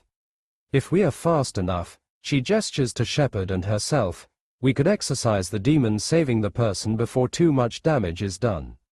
I did it a few times. It's like wrestling a grease nug, she shrugged. I don't know what a nug is, but I don't want to touch one. Do we need to worry about demons? I asked. The elusive man needs this information. She gave a hum. I doubt it. Your magic realm is pretty far from the material realm. That's why you don't have natural mages. As long as your realms are far apart, I doubt any spirit or demon will go out of their way to come all the way over here, she answered, shoving some pancake into her mouth. But is it possible? I asked. Maybe. You would need a stupid amount of power to bridge the gap, and only an idiot would use that much uncontrollable power. If it helps, anyone who tries will most likely die before they even get close. Probably, she shrugged. I'm not a theoretical magic scientist. I'm a woman of action. She shoved her fork into the air like it was a sword. I learn by doing, and punch people with holy books. Well, at least she's honest. Tally POV. It's hot, Nick whined. Nos Astra was located closer to the equator of Ilium, making it a toasty 63 degrees Celsius on the ground floor, but up here in the buildings, it was still a hot 30 degrees, and it was muggy. I'm beginning to miss my air-conditioned suit, a little bit, kind of. I could use a cool drink. At the moment, Shepard was talking to an employee of the docking bay about parking the Normandy, while Nick, Jack, Jenny, Dagna, Leoviel, and I were by the ship. Everyone else was waiting for Shepard's all clear before they got off the ship. Why are you complaining, Nick? We have magic runes that keep us at 22 degrees, Jack teased. She was wearing a leather jacket, white tube top, and jean shorts with her pistol strapped to her thigh. What? Jenny groaned, who was still wearing her belt, shirt, that covered her nipples and not much else, and her baggy pants. I just wanted the non-magical peasants to feel like we are mutually suffering, he said in the most pompous stuck-up way a man could. We can take him, Jenny muttered to me. He's goading you, Ayla teased. She was wearing a cute sundress that left her shoulder free and went down to her knees. The second you get close enough, he's going to put you in one of these. She played with her dress, showing off her legs. I get the dress, but why are you wearing Converse? I'm not a fashionista, but I'm pretty sure that doesn't go well together, Leoviel asked. Ayla shrugged. I like the dress and we tend to kick people a lot. Let me guess, it also keeps you cool, Jenny groaned. The sundress morphed into Ayla's usual armor, before changing back. According to Nick, this place is Orlice with taller buildings, and trust me, you don't want to be an elf in Orlice without a good set of armor and weapons. I don't think a dress would be called armor, Jenny countered. It's magic armor. Its outer appearance is just a show. Magic is doing the heavy lifting, she gave a twirl. What the hell? Why doesn't Nick give us all magic-changing armor? Jenny huffed. You don't even wear shirts, Nick huffed. And now you want magic armor. Don't make me laugh. You want magic armor? Prove to me that you can wear normal clothes. Here, this jacket is made of drake leather with a comfort rune. He tossed her a black scaled jacket that reached her hips. And these, he passed her some jeans, and let's not forget about this, he passed her a bikini top. Jenny rose an eyebrow at him. Really? She deadpanned. Nick shrugged. I would have given you a shirt, but I'm pretty sure you would have thrown it away. And as we are in the content of clothing, what do you think of your new work outfit, Tally? He pulled out some purple overalls with my clan markings. Just overalls. They come with gloves and boots. Wah, what about a shirt? I stuttered. He just smiled. I gulped. Well, it doesn't matter. I completed my end of the deal. He looked around, looking for something before focusing back on me. You told me that you spent 50,000 creds and that your stuff should be here, but I see nothing. It's not chocolate, right? You're not allowed any chocolate. He loomed over me with a serious face. I pushed his face away. It's not chocolate. Shepard would have spotted it, and Garrus would have tattled. I hissed. Then what are we looking for? Nick asked, looking around the docks. Excuse me, an Asari woman in a business suit walked over. Are any of you Talizora Vasnima? That would be me. I stepped forward, showing my identification. Please sign here. She showed me the contract, which I read carefully. Trust no one in Ilium. Everything was in order, so I signed. Thank you for doing business. Zuranul, this is your new master. The Asari waved over a young Quarian woman who was just looking wide-eyed at me. Even Nick looked wide-eyed. No more stock market playing. She patted the Quarian on the shoulder. Zuranul gave a sheepish nod. I understand. Thank you for looking after me, Musmado.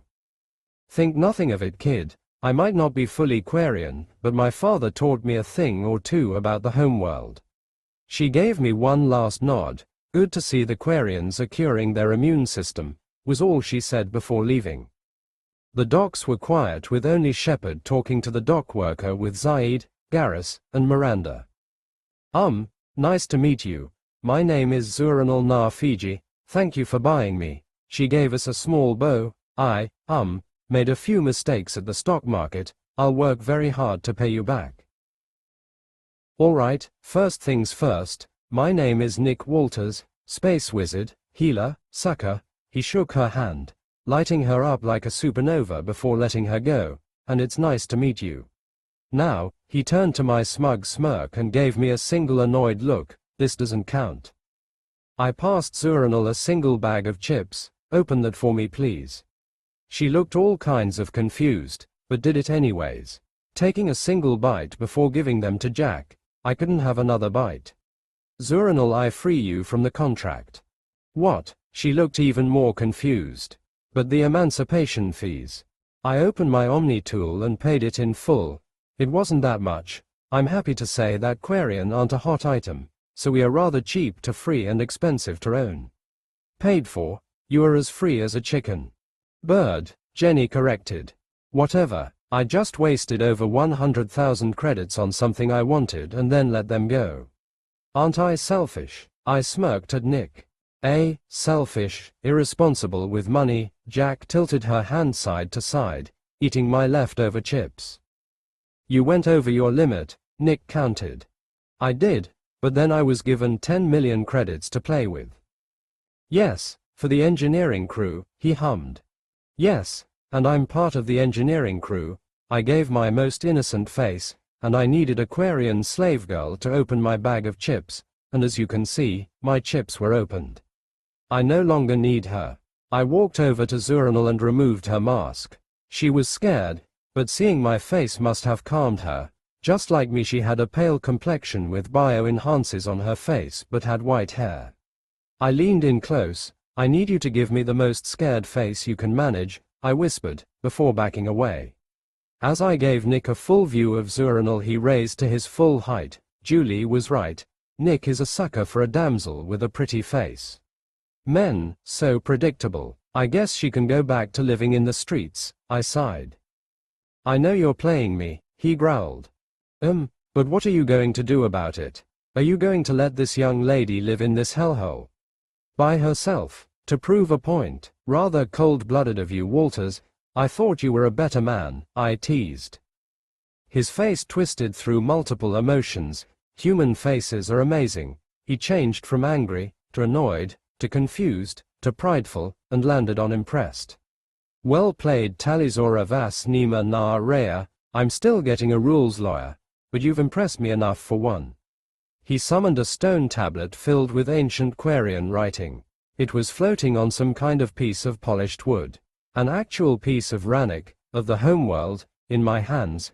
I was touching a piece of home with my real fingers. Leoviel was right next to me, staring down at its majesty. I'm a little lost, Zuranul muttered. Allow me to fill in the blanks. Nick smiled down at her. Tally here made a deal with me.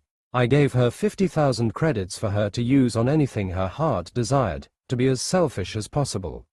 She played hard and loose with the rules, but I'm still impressed, so I gave her part one of the stories of Caesarcase written on a limestone tablet from Rannick. He said it so gods damn nonchalantly it made me want to kick him in the quad.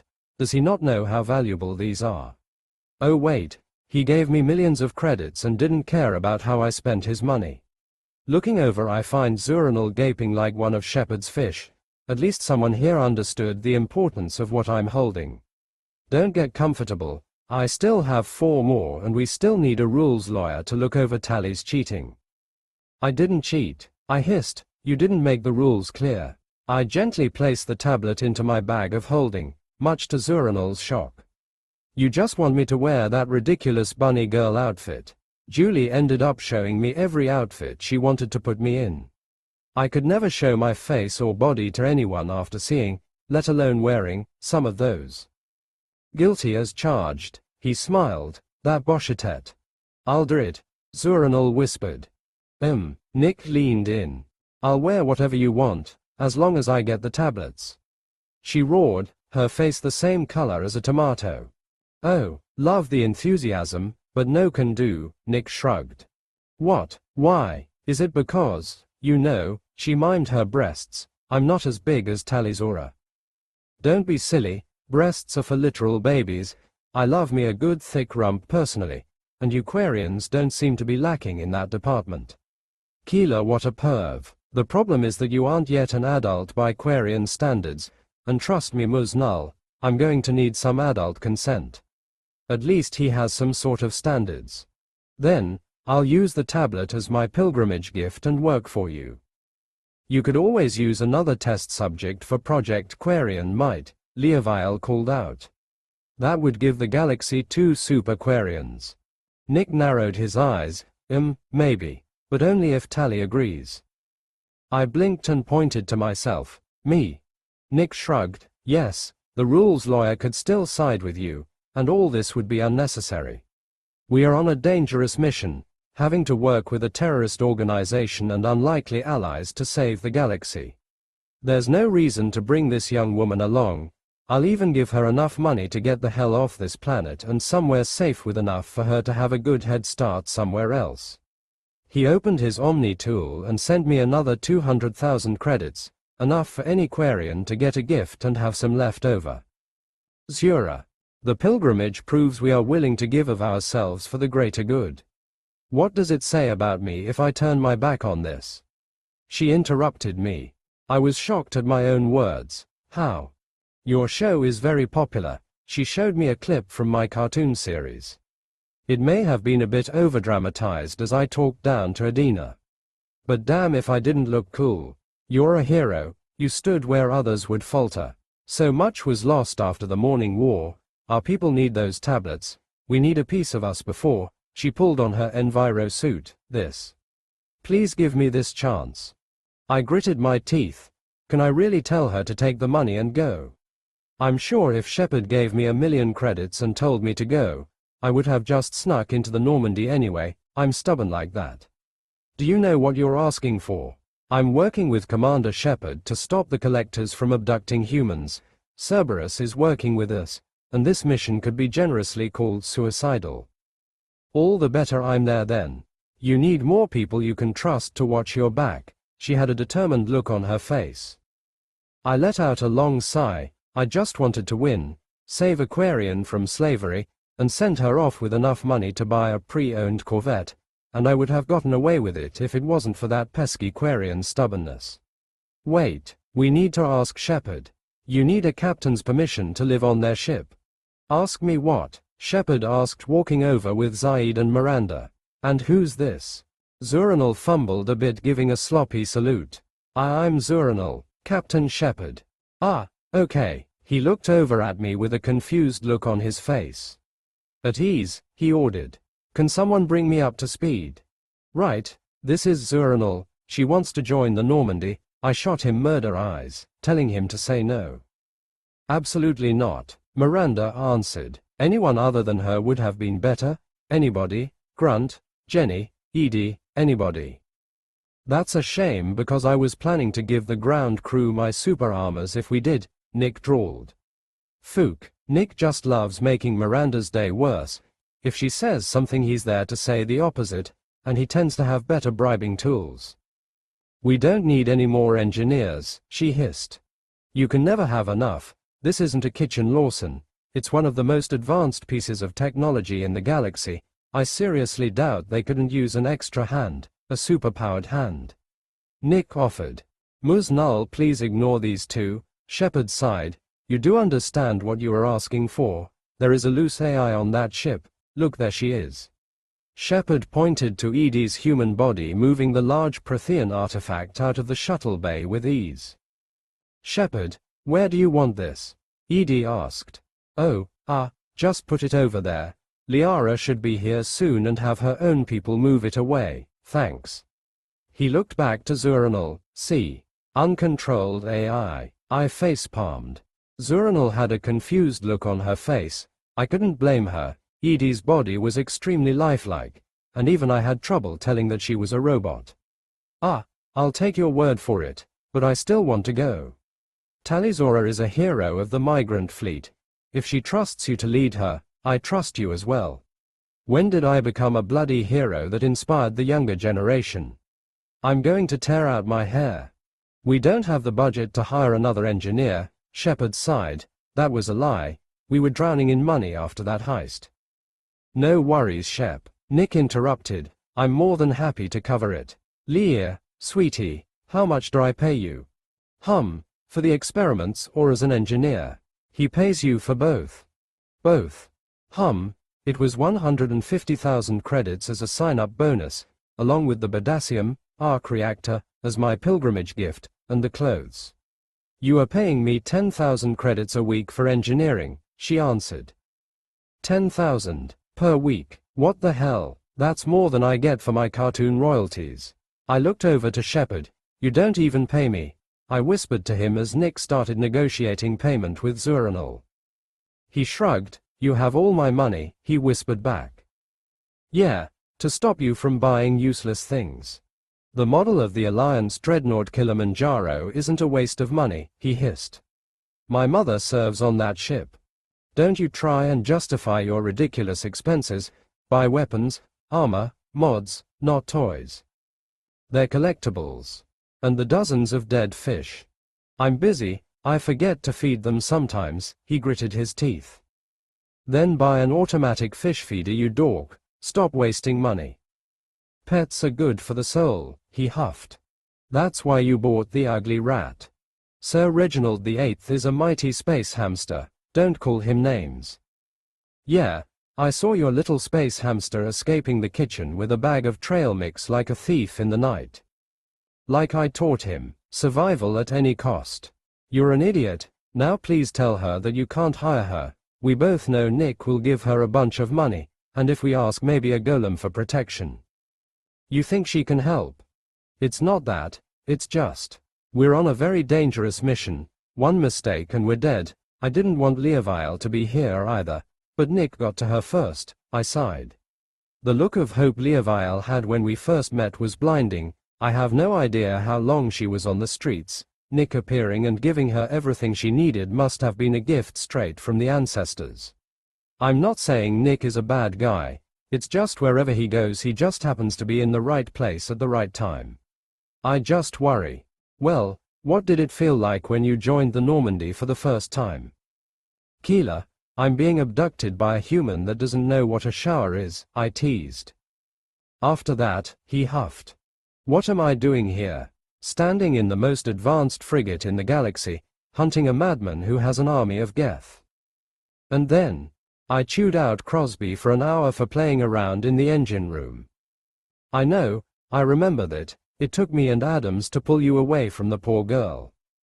The engine room is not a playpen, I hissed.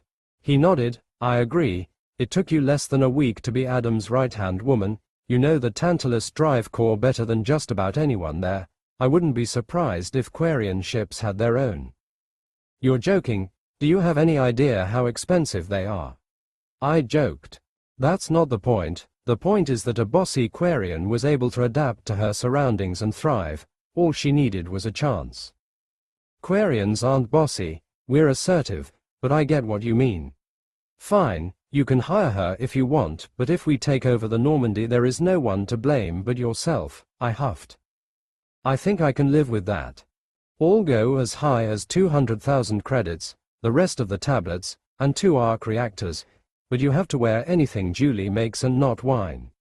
Too much. You'll need Dr. Chakwis's permission to work as her nurse and Morden's to work in the lab as his assistant, and Shepard's. I guess. I also need funding for the med bay, tech lab, and engineering, Zuranil demanded. 5,000 for each. No way, 10,000 each, like you have with Leavial. You're crazy, Nick gawked. I've seen what you want to put me in. She points to the book filled with naughty clothes designs. By Quarian law, I should arrest you, she hissed. 7,500. That Boshetet isn't even defending himself. 10,000. Don't think I don't know what you're planning, she hissed. If the Quarian immune system is cured, they're going to need clothes. And surprise, surprise, you just happen to have clothes made for Quarians. 10,000 you say? Let's get that in writing, Nick muttered. I want a raise, Leavial spoke up. A raise? You've barely started working for me, Nick gasped. I know you stare at my ass, she crossed her arms. I'll give you a 5,000 credit raise, he caved immediately. Happy doing business with you, they shook hands. That perverted Boshetet, does he stare at my ass? Can I get paid? All this is moot, Miranda called out, we don't need a nurse or lab assistant. Ah, have you seen poor Karen? She has to look after 115 people, I'm surprised she can even sleep. Just this morning, Sarah's foot got caught on one of the doors breaking a toe, Edie thought she was having a heart attack. There was a burning in my chest, Edie called out. You were just embarrassed being caught looking at porn by your husband, and made up a poor excuse. You have no proof of this, my core could have been malfunctioning. Are you calling my work subpar? Nick roared. If the servo motors fit, she snapped her fingers. Hold me back, Nick ordered, being held back by Leavial and Jack. You're real cocky for a fancy washing machine. I'll clean the floor with your face. Edie yelled back. All right, that one was good, but you need to work on your trash talk. Nick immediately calmed down, like he wasn't going crazy. Jeff told me as long as I was louder than the other guy, you tend to win arguments, Edie answered with a head tilt. Nah, loud words aren't enough. If your opponent can deliver a sick burn before you get loud, you'll only look like a loser, Nick corrected. What the hell are you doing? Shepard asked. Edie asked me to help her with her trash talking, so at random times I'll call her out and she needs to come up with something on the spot. She's doing very well, Nick complimented. Seriously, I deadpanned. It's all fun and games until she takes over the galaxy. You never know when you need to verbally burn a fool, he shrugged. Anyway, Zura here specializes in medicine, science, and of course engineering. And since Lawson's been crying. I'm not crying. About engineering, we might be able to help Chakwas help in the med bay and Morden in the tech lab, Nick shrugged. Zura, you do understand what this means, right? You are putting yourself in grave danger, but I don't think you understand, Nick. Can you show her, truly show her? Nick just looked at Shepard for a long moment, before nodding. Jack will catch you, he warned Zuranil before Ilium's gravity slammed onto my shoulders with the rage of an angry Krogan. The heat was burning me from the inside out, and my breathing was way too shallow. It felt like I was back in the alley with Saren's assassins, fresh out of grenades, jammed gun, and there wasn't a group of heavily armed weirdos around the corner to save me. But even though the pressure, I stood on my feet. I couldn't say the same for Zura or Leia. Zura was being held up by Jack, while Leia was being helped by Ayla. Zaid looked fine, hand on his sword, along with Shepard who looked like he did this every day. Edie was confused, blinking rapidly, unable to control herself. Miranda looked a little wobbly, and Jenny looked ready to throw a biotic shockwave, but before anything happened it just went away, the pressure vanished, I could breathe, and the fire that was threatening to engulf me fizzed out. Damn it, Leia stuttered, why yours was different. I didn't want to take it too far. Sky doesn't have a filter, either you're strong enough or you're not, there is no middle ground with her. Still, good job, not everyone could stay on their feet, Nick laughed like he didn't just try and crush us with his power. I didn't. Leah smirked. Give yourself some credit. You might be a bit loose, but you're standing far better than before. How is she? He looked over to Jack. Out of it. Give her a second, Jack whispered, helping Zuranel to her feet. Zura took a deep breath, like she was drowning but was able to break the surface for air, coughing out her lungs. Wah. That, Zuranel na Fiji, is what danger is, what death feels like. If you want to join my crew, know that's what you are facing, so I'm going to ask you one more time, do you want to do this? Shepard asked. Zuranel looked at him, then at Nick, who gave her an apologetic smile, and then at me. I don't even know what was on my face. Was I scared, nervous, confused? Was I smiling like a crazy person or just blank-faced? I could have died from a cold, you know. I could have accidentally eaten something that could have killed me, cut my suit, or just slept in the wrong alley. I might not have a gun pointed at my face, but I know what it is like to face death every day. She wobbled to her feet with the help of Jack and gave a salute. Well, she threw her limp noodle arm in an approximation of a salute. Where do you need me, Captain? And here I thought Tally was the special chosen one. I guess every Quarian has an iron will. Nick, can you make a room for her? Shepard asked. Got ya, boss. Nick gave him a salute and lead Zuranel and Leaviel back onto the ship. I also want that super armor, Shepard called out. Nick just gave him a thumbs up. So, what was that? A familiar voice called out. Turning, we find Liara giving us a confused look. She looked a lot bluer than before. Is that normal? Liara, Shepard brought her into a hug. I got you a gift. // Nick POV. It didn't take long for me to make Zura her own room. She lasted a whole 6 seconds before she flopped on her new bed and was out like a light. I doubt she even understood the magic around us. She was just tired. So I left her to her dreams. I also put a magic dream catcher over her bed. Intimidation can have some pretty nasty side effects if your will isn't strong enough, and no matter what she says, she's definitely not ready for my power. I left her to her dreams. Leah told me that she'll watch over her and give her the rundown on her duties. Another lady. Nick, you're going to make me jealous, Kasumi teased, sitting by the bar. I smiled at her. She was looking better, but she's a master thief, so I couldn't take her smile at face value. Is it working? I smirked, sitting next to her. A little, but the millions of credits you got me is helping me forgive you. Oof, saved by the money, I joked. Wanna hit up a Liam? I heard there was a Shepard Vi for sale and I need it. You need therapy, she joked. That doesn't sound like a no, I sang. Sure, can't live in a bar for the rest of my life. Even though I am sure this magic juice is deraging me. She squinted at her alcohol. Nah, that's just some fire whiskey. If drank right you can burp out a fireball. I grabbed her glass, chugging the drink, swished it in my mouth, and burped out a small fireball. It also has a cheering charm to it, relaxes all your muscles, and drives away the cold. That explains the warmth I'm feeling. I usually have to be in pretty deep to feel this warm. Please tell me you're not drowning yourself in alcohol. I will have Sky babysit you, I huffed. She scrunched her face at me. Can't a lady enjoy a drink without some man telling her how to feel? Of course, but this lady is my friend, and I don't want her to hide behind a bottle. I want her to enjoy life. You haven't tried to steal any of my rings in days. I flashed her my ring of telekinesis. This one allows you to move things with your mind, no biotics needed. Gasp, are you saying I can steal things at a distance? She swooned. I'll have you know Nat has already taught me Mage Hand.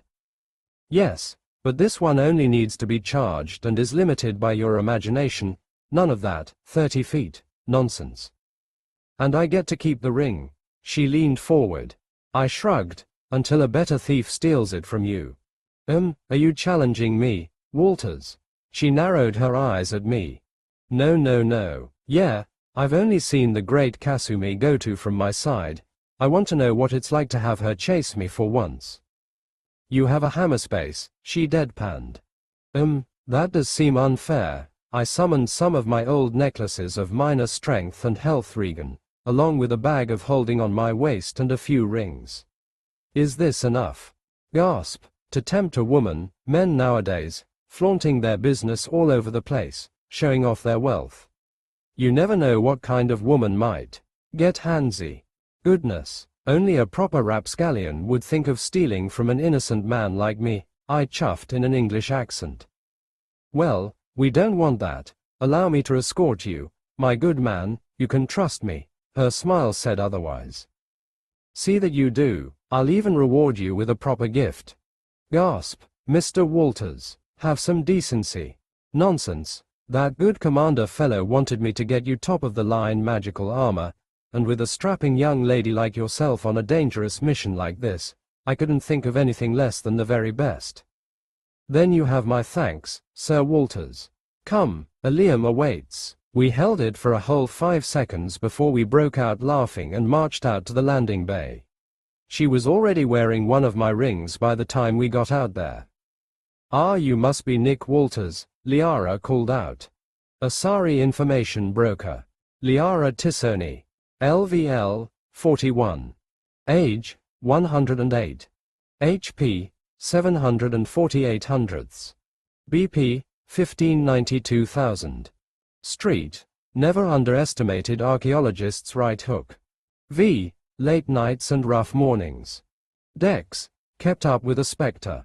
Wis, sometimes sacrifice is necessary. Int, sometimes violence is necessary. Char, cute as a button, deadly as a blade. Luck, she's a hero. Ailments. PTSD. Burnout. Constant migraines. Joint pains. Heart palpitations. Dr. Liara Tissoni is an Asari researcher who has spent the past 50 years of her life studying Prothean technology and culture, specializing in the Prothean extinction. She was born on Thessia in 2077, making her, only 108, barely an adult in Asari terms. She already has a great deal of insight into the Protheans and is a highly trained user of biotics. Liara has become an information broker on Ilium. Due to her association with Shepard, the elusive man gathered intelligence on her and erroneously came to the conclusion that she has begun working for the Shadow Broker, blacklisting her from Shepard's prospective new team. She knows you came from another dimension. Dr. Tissoni, a pleasure. I reached out shaking her hand and clamping on and began to heal her. You know, Doctor, burnout is no joke. Many people have died because they didn't take care of themselves. She gave me a confused look. Aren't handshakes usually only 3 seconds? This is easily 5, or is it different in your world? She teased. I do apologize for my big meaty paws, but I find having a good grip on my patients makes it easier to keep them in place. I smiled at her. I didn't know I was sick. Oh, so the headaches, joint pains, the burnout, are what? Everyday things, I teased. I have a stressful job, she countered. All the better to take care of yourself. She lit up like the setting sun for a moment as I healed all her ailments. There we go, I smiled, letting go of her. She had a wide-eyed look on her face. Oh, that's nice. She massaged her forehead. You can save the world back to back, but gain the power to relieve annoying pains, and you'll become a legend in no time. For the docking expenses, it couldn't have been cheap. She waved it away. It's nothing, my friends needed me. I also got a nice gift. She gestured to the Prothean statue. I heard it used to belong to an arms dealer by the name of Hock. Kasumi sneered at the name for a moment. I shrugged. Never heard of him. I smiled. She just smiled back before walking back to Shepard. She is a really good information broker, I muttered to Kasumi. You think she knows anything?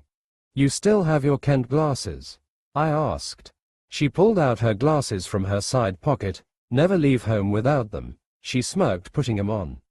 I put on my own. I'm crazy, but running around an Asari world after I humiliated them was not a good idea at best, suicidal at worst. Then after adventure, Ayla cheered, leading us into the city. // Nos Astra was a beautiful city, if a bit jarring. It was a bunch of skyscrapers connected with sky bridges and sky car docks, and the inside was made to look like a stacked mall. Unlike the Krogan pyramid, this design shot straight up in a circular pattern. It was beautiful, filled with lights and people having fun. Most of the ship crew has been given shore leave as we hunted down our 2 last recruits, leaving a skeleton crew behind, and a squad of night golems. We were pretty much all over the mall, but a small group of us, consisting of Shepard, Dagna, Ava, Tally, Jacob, Garrus, Nat, Kasumi, Lawson, Jenny, and myself had been sitting at a food court after checking out the shops, while the others with more shopping power went off to buy stuff. Most of the people here were Asari, but you would see other races in between the sea of blues and purples. Have you ever heard of the uncanny valley effect? It's when you see something that looks human but isn't. It just doesn't have that thing that makes someone human. I don't know what it was for the Asari. Quarians had glowing eyes, bio-enhancers on their face, and hips that don't quit. Turians were completely inhuman, so it was easy to get past the alien thing, as long as you don't feel uncomfortable with their unflinching predatory vision. Asari though, they were different.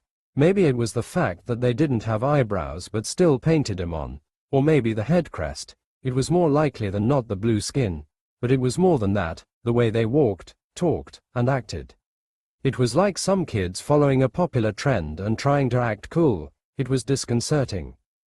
"We're being followed," Nat sang. "They're not very good," Ava smirked. "We all have to start somewhere," Kasumi giggled. Behind us was a human and Asari. They tried the whole kissing thing a block down thinking that it would make me uncomfortable. They were very bad at it. It looked like a shark trying to kiss a beach ball. It only made me notice more. There was a Turian woman on the floor above us, who has been looking over to us every few seconds while keeping a decent upper ground, and a Krogan and Solarian were up ahead of us, reading physical newspapers, with holes cut into them so they could see us. "I don't know, these guys look like master criminals," I giggled. "Maybe they want an autograph," Dagna cheered. But who here would be the celebrity?" Garrus asked. We looked over to Shepard. "It could be anyone," Shepard answered, looking around for the person of interest. "Keep an eye out." "It's you," we all said at the same time. "What? Don't be ridiculous. You had this problem back when we were hunting Saren," Tally huffed. "Every time we had to go back to the Citadel, we had to stand like 10 feet away as your groupies swarmed you." "Okay, but how do they know I'm even here? Most people still don't think I'm alive," Shepard countered. "Oh, I don't know. I guess they knew that this is your favorite spot in Ilium," Garrus drawled. "I needed that discount," Shepard answered, "but that doesn't really answer the question. What do they want from me?" "Hey, shush shush shush shush shush shush shush." I shushed them. "I think their leader is coming over. Act cool," I whispered, leaning back and checking my nails, trying to act nonchalantly. "I hope I'm not interrupting." It was a human man with a chiseled face, perfect teeth, and enough swagger to drown a hippo. The man looked like he came out of a top 10 good-looking guys vid, slapped on a leather vest, no shirt of course. Shirts are for the weak that don't have a six-pack, apparently, blue jeans and some kind of scaled boots, I wanna say crocodile. He took an empty seat and placed a gun on the table. "Oh, very intimidating," Jacob teased. "Ah, bravery in the face of danger. I like that." He threw a salacious smirk at Jacob. "Name's Bane Masani." Oh shit. Apparently, that was the emotion going around because we all just stared at me. I think he misinterpreted our looks, because he gained a smirk. "I see you heard of me." "Kinda," I answered. I looked over to Shep, who was looking over at me in the same amount of shock. "I mean, what are the chances? So, what can we do for you, Barn? I'm here for a bounty. I would like this to go smoothly." "You think you and your little group of pissants can take me in?" Jenny laughed. Bane gave her a confused look. "I have no idea who you are, doll face. I'm here for him." He pointed across the group, landing on me. I looked at him, then the gun, back to him, back to the gun, him, gun, before pointing to myself, me. You are Nick Walters, yes. The glasses threw me off, but after you took 'em off, I was certain it was you, Bane smirked. Kasumi and Jenny started laughing. Oh God, you should see your face. Kasumi chortled. She even snorted a little. Someone take a picture. Jenny laughed, pointing at me. Lawson obliged. Good to see they agree on something. Who would want me? What have I done to get a bounty? I was flabbergasted. I don't think I was that much of a menace. I think the Alliance may not be happy with me taking so much money. According to your profile, you burned down the Asari Republic. How you burned down a government I have no idea, but they want you bad. I snapped my fingers. Oh yeah, I did do that. If you don't mind, how much am I worth? I've never had a bounty, not even All-Ice has given me a bounty. 3 million, he answered. Ha, those are pussy numbers, Jenny teased. What the hell? I burned down an entire government, uprooted billions upon billions of lives, and I only got 3 million. This is unfair. I was outraged. Jenny, what was your bounty? Triple digits, chump. Garrus. He gave me an apologetic shrug. Those mercs really wanted me dead. Shep, I was losing hope.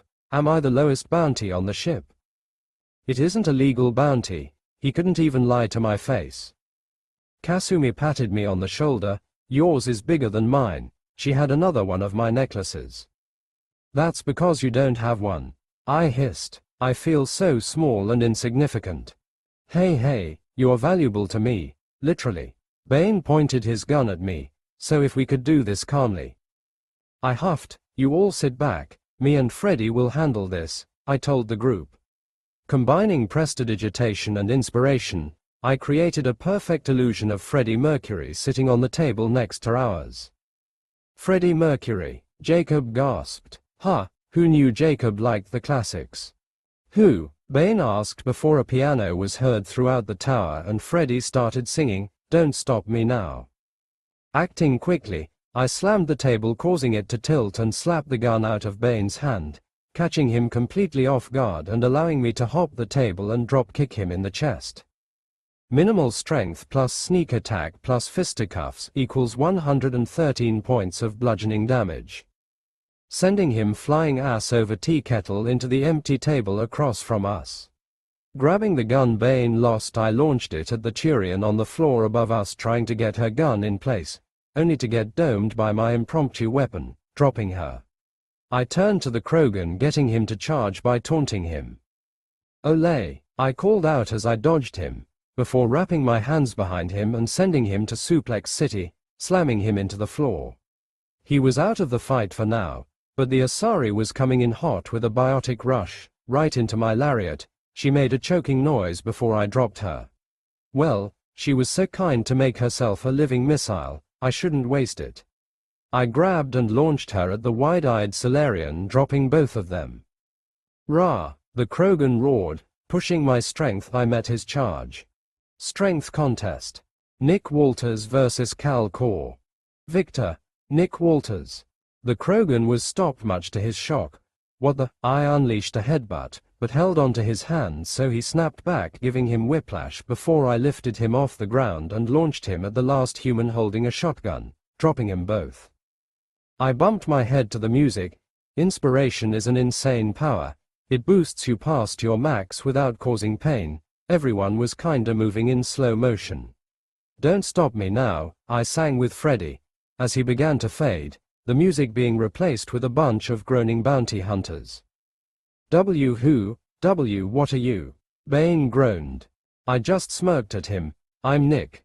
Your dad's friend. He gave me a confused look before I cast sleep on him. He didn't have a concussion, so he should be okay.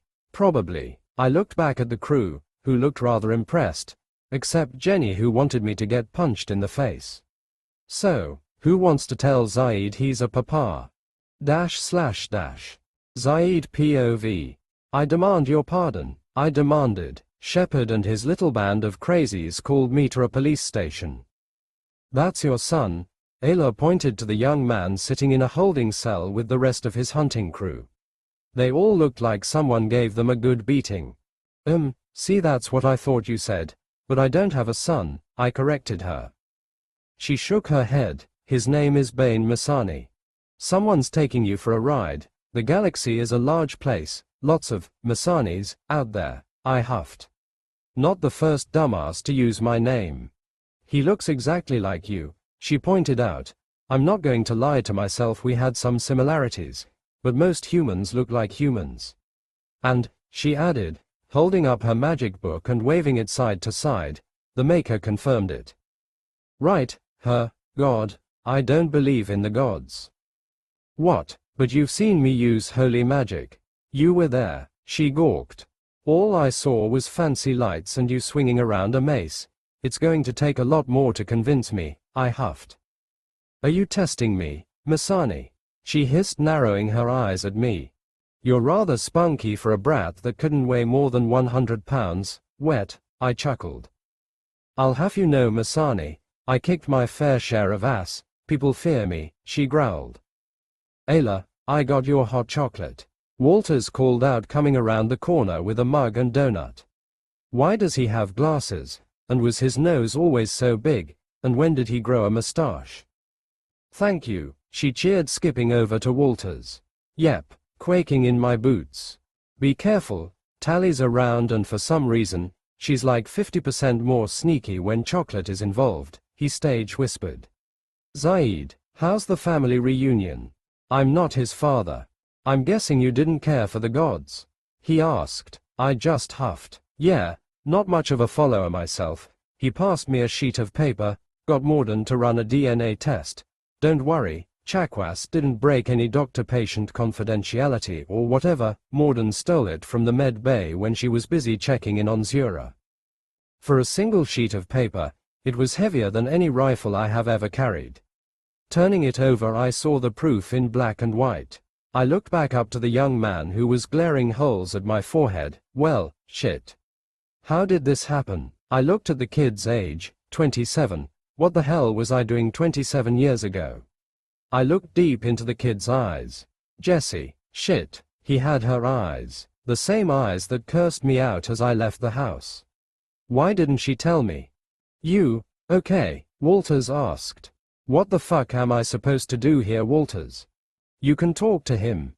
He's a grown man. He doesn't need me in his life.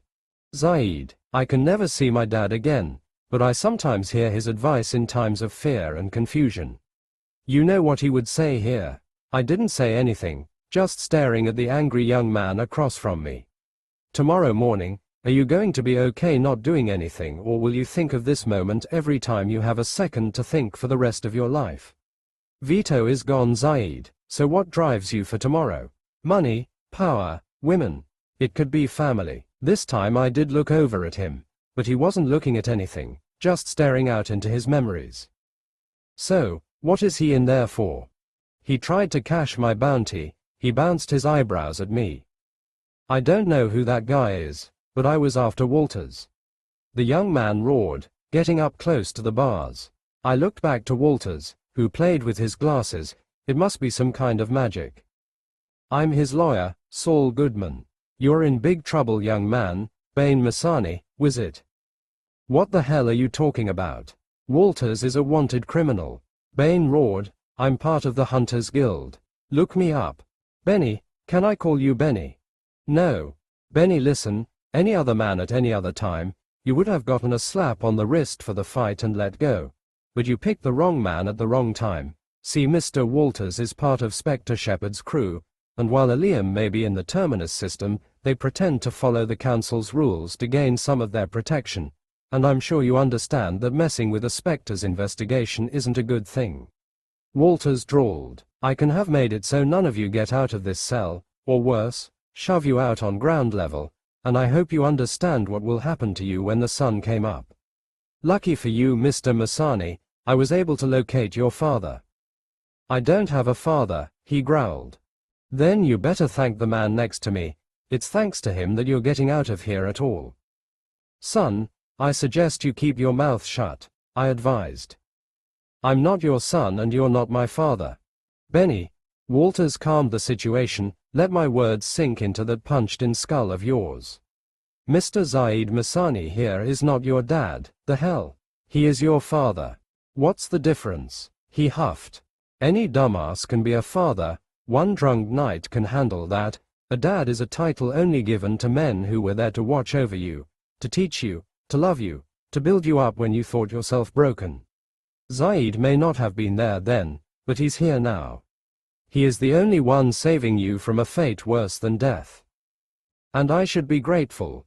For abandoning my mother, he sneered. Oh yeah, he's my boy. He wasn't even there when she died. Oh Jesse, I fucked up, didn't I? Nobody's perfect, Benny. Zaid didn't even know you existed until I called him. And here he is. It's never too late to reconnect. You will be released within an hour. I would suggest you talk. Time waits for no man. He huffed and walked out of the room with Ayla close behind. Really, Groucho glasses, was the last thing I heard Ayla say before the door shut behind them, plunging the room into silence. Boy, what do you want? He was angry, rightly so. Jesse must have told him about me. Respect your elders, brat. I may not have been there when you were young, but I'm here now and I'll bend you over my knee. I'd like to see you try. Watch it, you cheeky shit. Walters may have tenderized you, but I'll grind you down. I should have asked for some fatherly advice. How are you? What the? I got beat up by some crazy space ninja to an annoying song sung by a ghost and thrown in jail. How do you think I'm feeling? He slammed the bars. You got cocky. If I knew, you would have still been beaten. Walters is an enigma. He has power beyond any normal person. Trust me on this. He was playing with you. If you were anyone else, he would have beaten you into a hospital bed. You let your pride take command and got humbled. Take this for what it is, a lesson. I don't need your advice, he hissed. Well, that's too damn bad, 'cause you're going to swallow it. The galaxy is a dangerous place, filled with dangers that you can't imagine. The second you think you have figured things out and are flying high, something slams you back to Earth. Be grateful it was Walters. I doubt he even cares. Did you even read his profile? Any sort of research? Background check? Did you even read his bounty poster? I have. Wanted alive for 3 million creds. Wanted by matriarch Benezia, who has been dead for 2 years. Whoever made this claim was never going to pay. They were going to kill you and take Walters if he didn't use you to find whoever wanted him before he killed them all. I'm not going to tell you to stop being a bounty hunter and be something respectable. Life doesn't work like that. Do what makes you happy, but at least do it right. There probably isn't going to be a second chance. I sighed. How is this the most exhausting thing I've done in my whole life? Why did you leave her? She told me stories about you, that you were some kind of space hero, that you went out into space to fight all the bad guys. God damn it, Jess. Your mother and I were in the first contact war, barely 20, and was scared out of our minds. Aliens, I sighed. General Williams saw the writing on the wall. No air support, ammunition was running low, food was almost empty, and most of us were fresh out of basic, and the Turians was fighting a total war. To them, there were no citizens. Shanxi was an out-of-the-way world that didn't have much to it, so when the Turians arrived blasting everything to dust, we were caught with our pants down. Some people thought we could have won if we fought back a little longer. Those people are dumbasses. Most of the soldiers there were just a bunch of kids fresh out of basic trying to do their jobs, get paid, and go to college.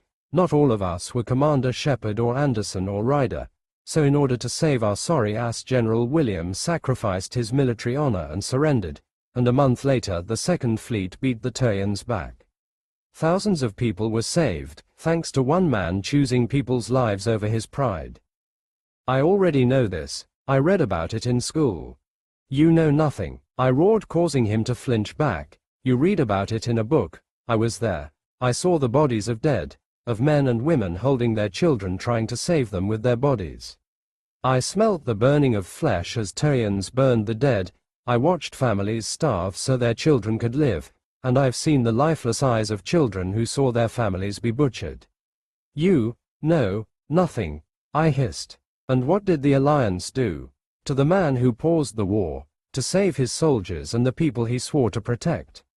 They demoted him, they made him a pariah, and they dragged his name through the dirt. I couldn't stand for that. I fought against it. I made noise, and people got upset. Your mother, rest her soul, didn't want any of it. She finished her time and wanted to rest. She wanted to live her life with me, but I couldn't live in a place that did that to a man I respected. We argued. She wanted to live in a little farmstead in Eden Prime. I didn't want to live anywhere near the Alliance. We argued some more, and I left, and that was it. Got some of my old buddies, made a merc group, and got into trouble. I let out a sigh. I need a cigar. On one of the desks was a pair of fresh cigars with a note. Take one and pass it around, with a smirking cartoon Walters. Walters is one of those people I don't want to get on the wrong side of. You smoke?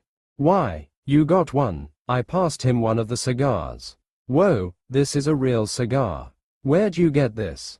I know a guy. I lit my cigar and tossed my lighter to him. Doing the same, he tried passing me the lighter. Keep it. Stole it from my old man, who stole it from his old man. Then shouldn't I steal it from you? He joked. For the first time since I got here, he smiled. Oh, come on. He gets my grumpy face but Jesse's smile. That seems unfair. The cycle has to end sometime. Why not now? You got something planned when you get out of here? I asked, watching him play with the gold flip lighter. Why, are you gonna teach me how to ride a bike? Don't be a wise ass, that also gets you shot. The Alliance has something going on, some sort of race to Andromeda or whatever. Thought I'd see what the big deal was with that. I thought catching Walters would get me some spending money. Guess not. Andromeda, that's far. He shrugged, didn't have much going on here. Wanted to take my chances, never know, I might become a king or something. I should warn you.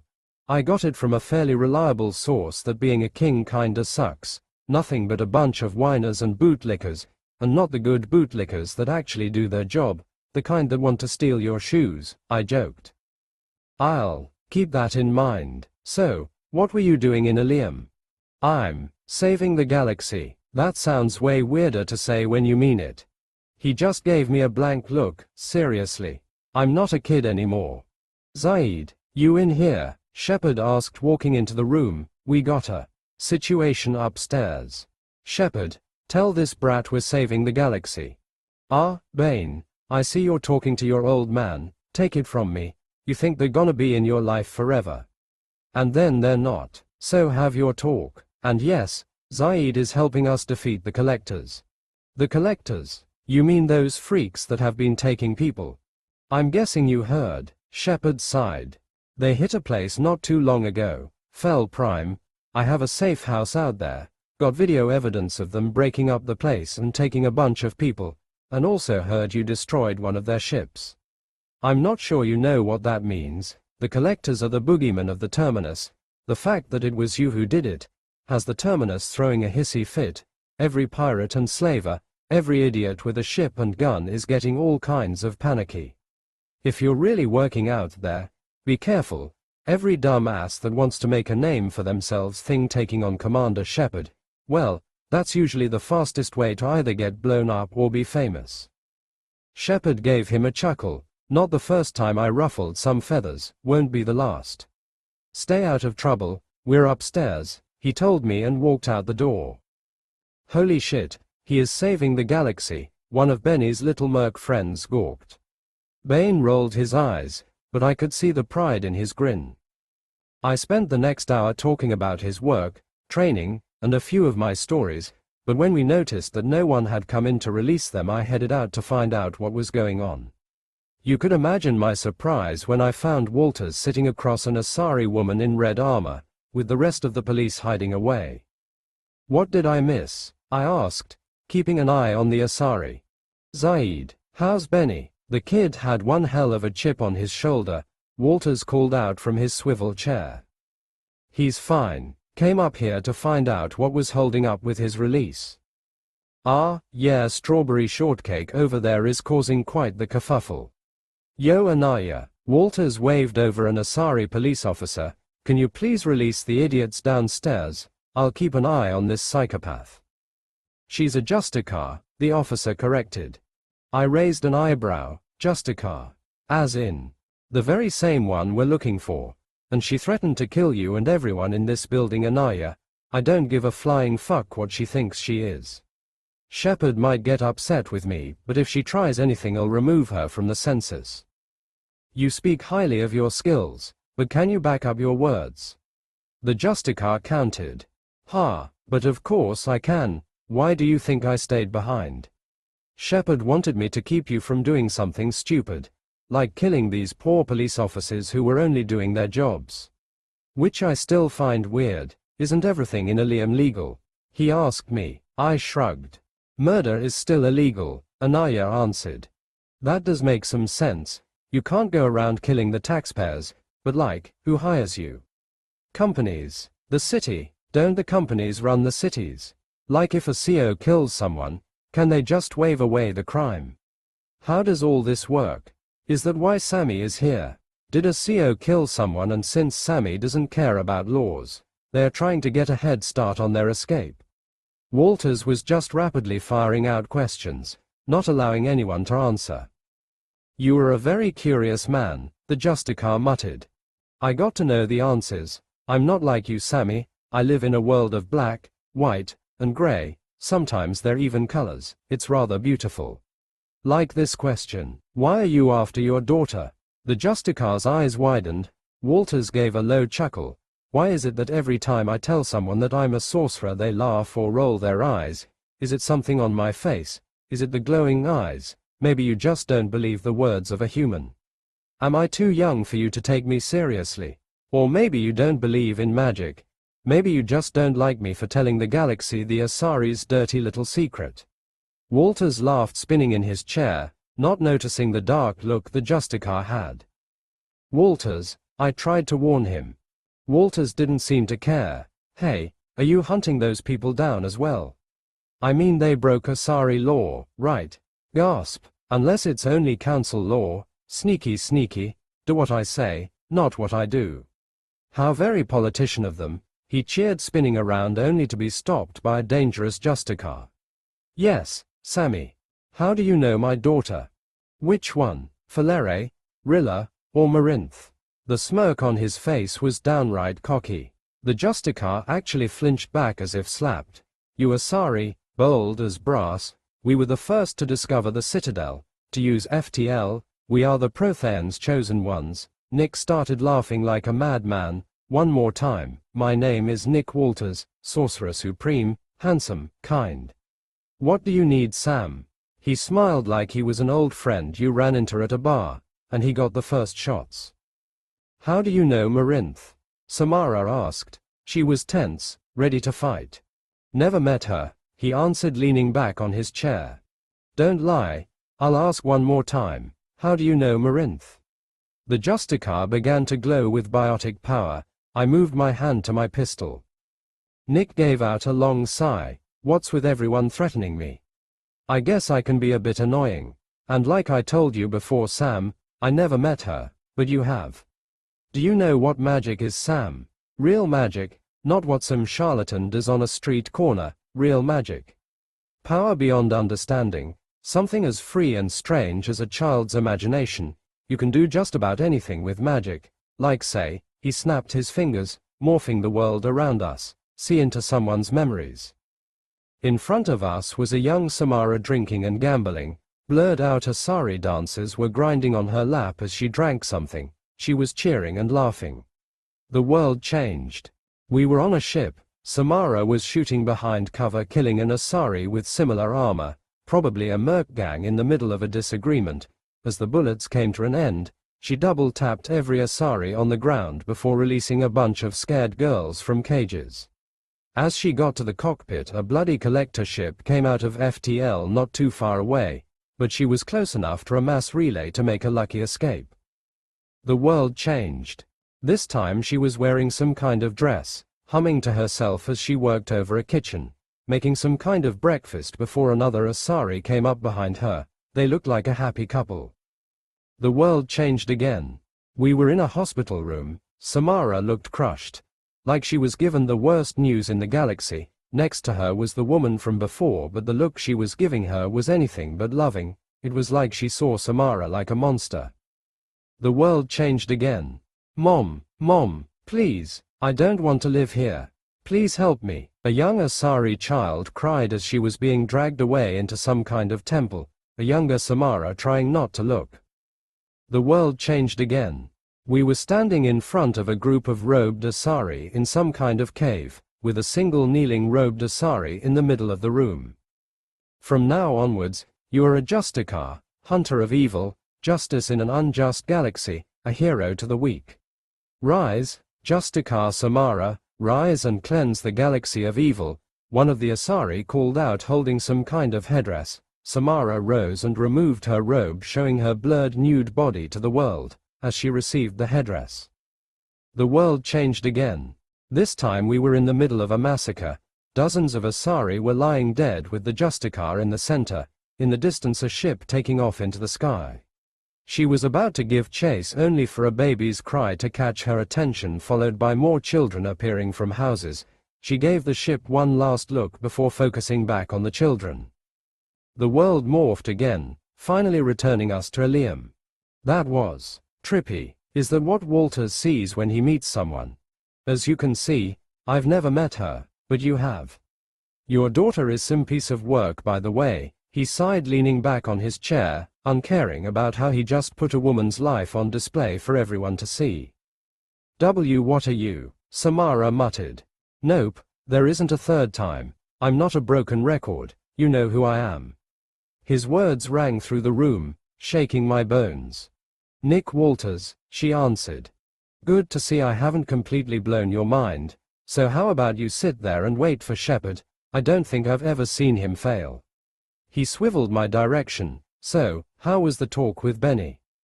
Nick is a very strange man. It was good, I answered.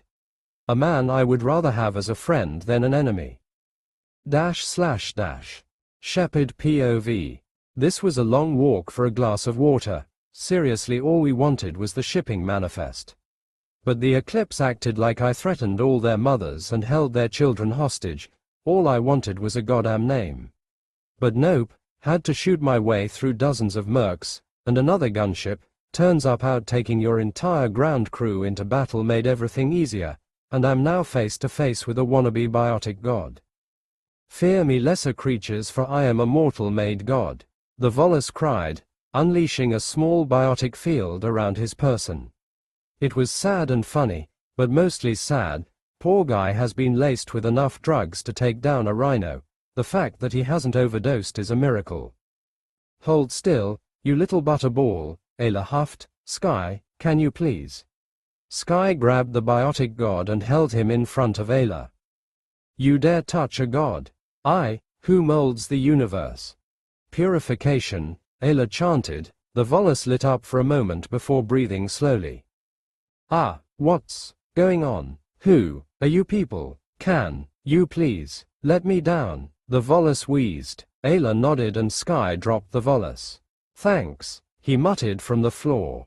I would suggest hiding until we return, Ayla warned. Oh, yes, thank you, be careful. The leader of this Eclipse group, Captain Wasi, should be in the other room. She is super dangerous and angry. Lots of guards. He waddled into a broom closet before locking it behind him. Knock 3 times. On your way back. If you come back, we heard from behind the door. At least he's out of the way, Miranda huffed. Didn't think she would care about a Volus. Didn't want to trip over his corpse. Never mind.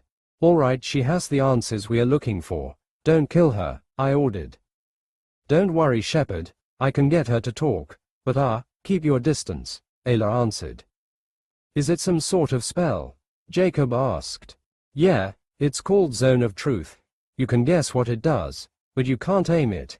It covers an area of about 50 feet and anyone within it can't lie unless you have extreme mental fortitude, and even then, I will be able to tell that the spell didn't affect you, Ayla explained.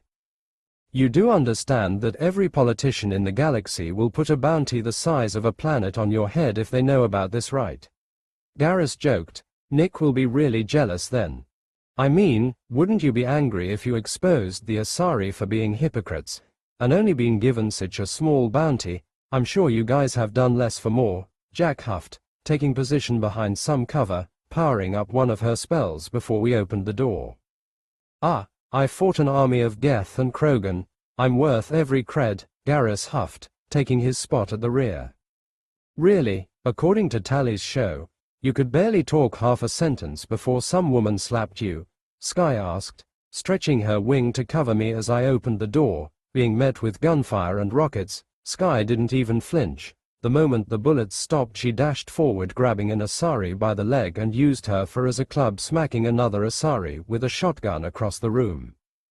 Haste, heroic offense, heroic defense, holy rebound, Ayla called out, slowing the world to a crawl and allowing us to dash inside and get behind good cover. Well, most of us. Grunt didn't hesitate and followed Sky in unleashing a fireball right into a group of Asari commandos. Magic is cheating. Seriously, Ayla's buffs were terrifying. The world around me seemed to slow to a crawl. My weapons had an extra kick, an extra shield that returned all attacks to sender, and gave me the ability to heal like a Krogan. I kind of get why Tim would want humanity to have this power. Too bad he's crazy and would most likely kill millions for a single chance to gain an ounce of power. The fighting only lasted about 5 minutes. Turns out 18 people all buffed by holy magic tend to swipe past anyone with very little trouble. Found her, Jack called out, dragging over the Asari. Sky beat with another Asari. She's still alive. For now anyways. I don't really understand Asari physiology. Heal, Ayla chanted, getting the Asari to gasp awake, coughing out her lungs. Who? Wasi stuttered. Zone of truth. Ayla shouted. We were way too close. A little warning, Kasumi muttered. Sorry, Nick taught me not to let the enemy get the first word or they would start monologuing, she answered. Right, the Justicar is looking for the fugitive you smuggled off-world. What ship did you use to get her out of Ilium? The AML Demeter. She choked out. She was clearly trying to lie, but basically couldn't. It was a scary thing to see. Do you have any evidence? I asked. TT tablet, on the desk. She answered. Ava lifted the tablet, showing the proof. Why didn't you just give us the tablet? All this could have been avoided, I asked. We helped an Ardat Yakshi. When the Justicar arrived, we know we were in trouble. They show no mercy, she stuttered. What's an Ardat Yakshi? I asked. Abominations, she growled. Ayla gave the Asari her full attention, a failure of Asari. When they meld, they kill their partner and increase their power. They are mostly myths, but there are ancient rules. To help one is death. That's not good, I sighed. Let's just get this data to Samara. Bind, Ayla shouted as pure light wrapped around Wasi. Sky. Not hesitating, she lifted the Asari over her shoulder like a sack of potatoes. You're under arrest. You killed all my sisters. Why didn't you arrest them? Wasi hissed. Because you were an idiot. All we wanted was the name of the Demeter. You decided to attack us. You ordered your sisters into the meat grinder. Don't get angry at us because you thought we were easy prey, Ayla huffed. Wait, Miranda called out. We lifted our guns and got into cover thinking we were about to get ambushed. Only for nothing to happen. What did you see? I asked, my head on a swivel. Why did Walters agree to help us? She asked the group. You can't be serious, I growled. This is why I can't trust you. You trust no one. Jack patted my shoulder. Ayla wanted to help. That's all. She thought this was a good way to escape our humdrum routine and help people in need. She answered with a shrug. Win-win. That's it. You wanted to help. Miranda huffed. Yep, sometimes that's all people need to do, something. They want to help. You seemed disappointed. Did you want Nick to be an evil dimension-hopping villain that took over galaxies for fun? Jack asked. No, not in so many words. Why does he hate me? Miranda asked. Hate you? Nick doesn't hate you. Trust me, you would know if Nick hated you, Sky answered. Then why is he so antagonistic? Surely, We would work better if we got along. Ah, even she had a breaking point. Sky blinked at her. Get along with what? Miranda, you are not even a real person. Miranda flinched back as if struck. That's going too far, Jacob interrupted. Really, now it's too far. Not when she took advantage of a magical truth serum. Ava sighed. In the end, Sky is right. Who are you, Miranda? What are your goals? Not Cerberus's, not the elusive man's, yours. Have you even given it any thought about what's going on? You must have realized by now that you have been replaced. What are you talking about? Miranda looked lost. Ava rolled her eyes. The elusive man has sent you on a suicide mission. He knew you would most likely die. He used you as a disposable mook, and you just nodded along, like that was okay. Nick doesn't hate you. There isn't anything to hate.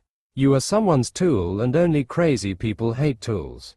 He's annoyed that the elusive man is using a tool to tell him what to do. I'm not a tool, she hissed. Nat huffed. Donnie is trying to be a mixologist, when not at work in the engine bay or working with the other engineers on the Puma X7, he's at the bar learning to create and serve drinks. Gabby loves spaceship engines. She is trying to name the new hyperdrive engine after herself, but of course, she is being contested by Leah, who wants it to be named after a new element. Rolson worries for his family due to them being in the terminus, but his bitch mother-in-law is getting in the way of moving them to safety. Goldstein and Hawthorne have been taking lessons from Gardner on cooking to help him in the kitchen, talking about opening a restaurant. Hadley has been coming down to train in hand-to-hand combat with Nick because he feels helpless in a team filled with elite fighters. Matthews is excited about his meeting with the consort in about 2 months. Bert, what does this have to do with anything? Miranda interrupted her. Nat sighed. They have goals, dreams, hopes. Cerberus isn't their life, it's a means to an end to the Reapers, and a beginning to their new lives. You don't, this is it. This is as far as you can see, the elusive man points. You do. What do you do all day? She twisted at the question. I make sure my reports to the elusive man are perfect. It looked like someone tore the words out of her mouth. If you want Nick to listen to you, and I mean really listen, you need to ask yourself the real questions. Who are you, and what do you want? Nat ordered. She may have only been 5 feet, but her questions carried enough weight to crush a man. Not even the Ice Queen that was Miranda could just scoff away their answer. She was shaking. It took me a moment to realize why. The zone of truth was trying to make her tell her truth, but she didn't even know her truth. Nat didn't care for her answer. She just left, followed by the rest of her crew, and finally followed by everyone else, leaving her and myself behind. Did you find the answers you wanted? I asked. No, she muttered. Do you hate me, Shepard, for taking you from your final resting place? No, I answered. As much as I hate to say it, you were right. People need me. I'm not sure for how long, or every step of the way, but I'm working on it. Shepard, I need your help. I know for a fact that Miranda was a honeypot. I would have to be deaf and blind not to see it, but the look she was giving me couldn't be faked. Let's talk back in the ship. Come on, let's get back to the group. It never gets easier, does it? It took us about 30 minutes to get back to the police station. Turns out not being shot at tends to make things go faster. We turned out to arrive right in the middle of story time. And there she was, Nick hissed. The inside of the station looked to be an underground cavern with lava walls lighting up the dark and ancient broken statues. Not too far away was a bridge that led across a gorge to an impressive underground fortress, before a humongous dragon came down on the bridge. I think it was bigger than Sky and Astral. It gave a roar of purple flames and lightning, vibrating the cave around us. The archdemon, he staged, whispered. It turned to look at us. It was wrong. It spread its putrid wings and took off. We now know the face of our enemy's leader, and she was ugly. But that's enough story time. Shepard's back. What? The Krogan in Bane's crew yelled. What about the fortress? And the anvil? The Turian woman asked. What about choosing the new king? Bane asked. You can't just stop there. Nick laughed. I thought of making an animated series of my adventure, but the blight was still too fresh for Ferelden. I might make one here though. He shrugged, before turning to me. So you got what you needed for Lady Strawberry over here? Nick pointed to the Justicar. Yes. I turned to Samara. The ship you're looking for was the AML Demeter left 2 days ago. Ava passed her the tablet. It also has Pitnafor's smuggling list if that means anything. Here, I told Detective Anaya. It does, Anaya answered looking over the list. And it comes with a reward. She sent me 4,200 credits. I didn't need it. But Tally still had my money, so I could use this to buy some more fish. That automated fish feeder cost over 25,000 credits. Ridiculous, I say. I'll just have Garrus make me one. He said he had a great idea for fish protection. Or was it fish propulsion? It had something to do with fish. I need to stop eating, painting, and talking at the same time. And we have Wasi and the Asari that killed Dookie Kier. I pointed to Sky, who was holding both Asari. Before dropping them to the floor, I have her confessing on tape. I transferred the audio file. Damn, they weren't kidding about you Spectres. This would have taken me months of report filing before I would have been given permission to snoop through the files. Thanks. Shepard, you have impressed me. You have filled your end of the bargain, and I will fulfill mine. She turned and gave Anaya a small bow. I will be leaving post-haste, Detective Anaya. I believe that will satisfy your superiors. Anaya bowed back. You are free to go, Justicar. It was an honor to have you at my station. And that you didn't kill me. Anaya, please don't thank people for not killing you, Nick groaned. It makes you look weak. She is a Justicar. I am weak in this situation, she drawled. Yeah, but she doesn't need to know that. You are the police. You are the one keeping people safe. You have an image to uphold. If the people see you bowing to some woman in a ridiculous strawberry outfit, they aren't going to take you seriously later, Nick huffed. This is top-of-the-line Asari armor, Samara interrupted. You look like a fruit, and not a homosexual, like a literal walking fruit, with a boob window. Who made this armor? I am getting angry again. Gods damn it, that's something to take on a date when you want to score, not to a battlefield. Nick roared. Okay, that's enough for one day. Let's go eat ice cream and laugh at some TV. Jack pushed him out the door. Sorry about him. He tends to take his armor seriously. It doesn't even have shoulder cannons or a jetpack. He screamed as he was escorted out. I am looking forward to my new armor. Your friend is very strange, Samara pointed out. Most people who join suicide missions tend to have a few screws loose, I shrugged. Are you ready to go? I must first be sworn to your service so that I am never forced to choose between your orders or the code.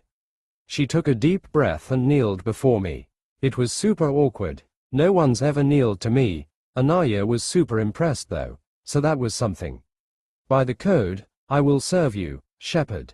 Your choices are my choices, your morals are my morals, your wishes are my code. She then gave off a tiny biotic pulse before standing back up. I looked over to Ayla. What does that mean? Did she somehow deputize herself? I don't think that's how that works. I had to sign a contract. No, I think she just did a little light show and made an oath. There was no godly pact. It's more of a promise really. She flipped through her book, looking for answers. That was the third oath of subsumation. It is not to be taken lightly, Samara pointed out.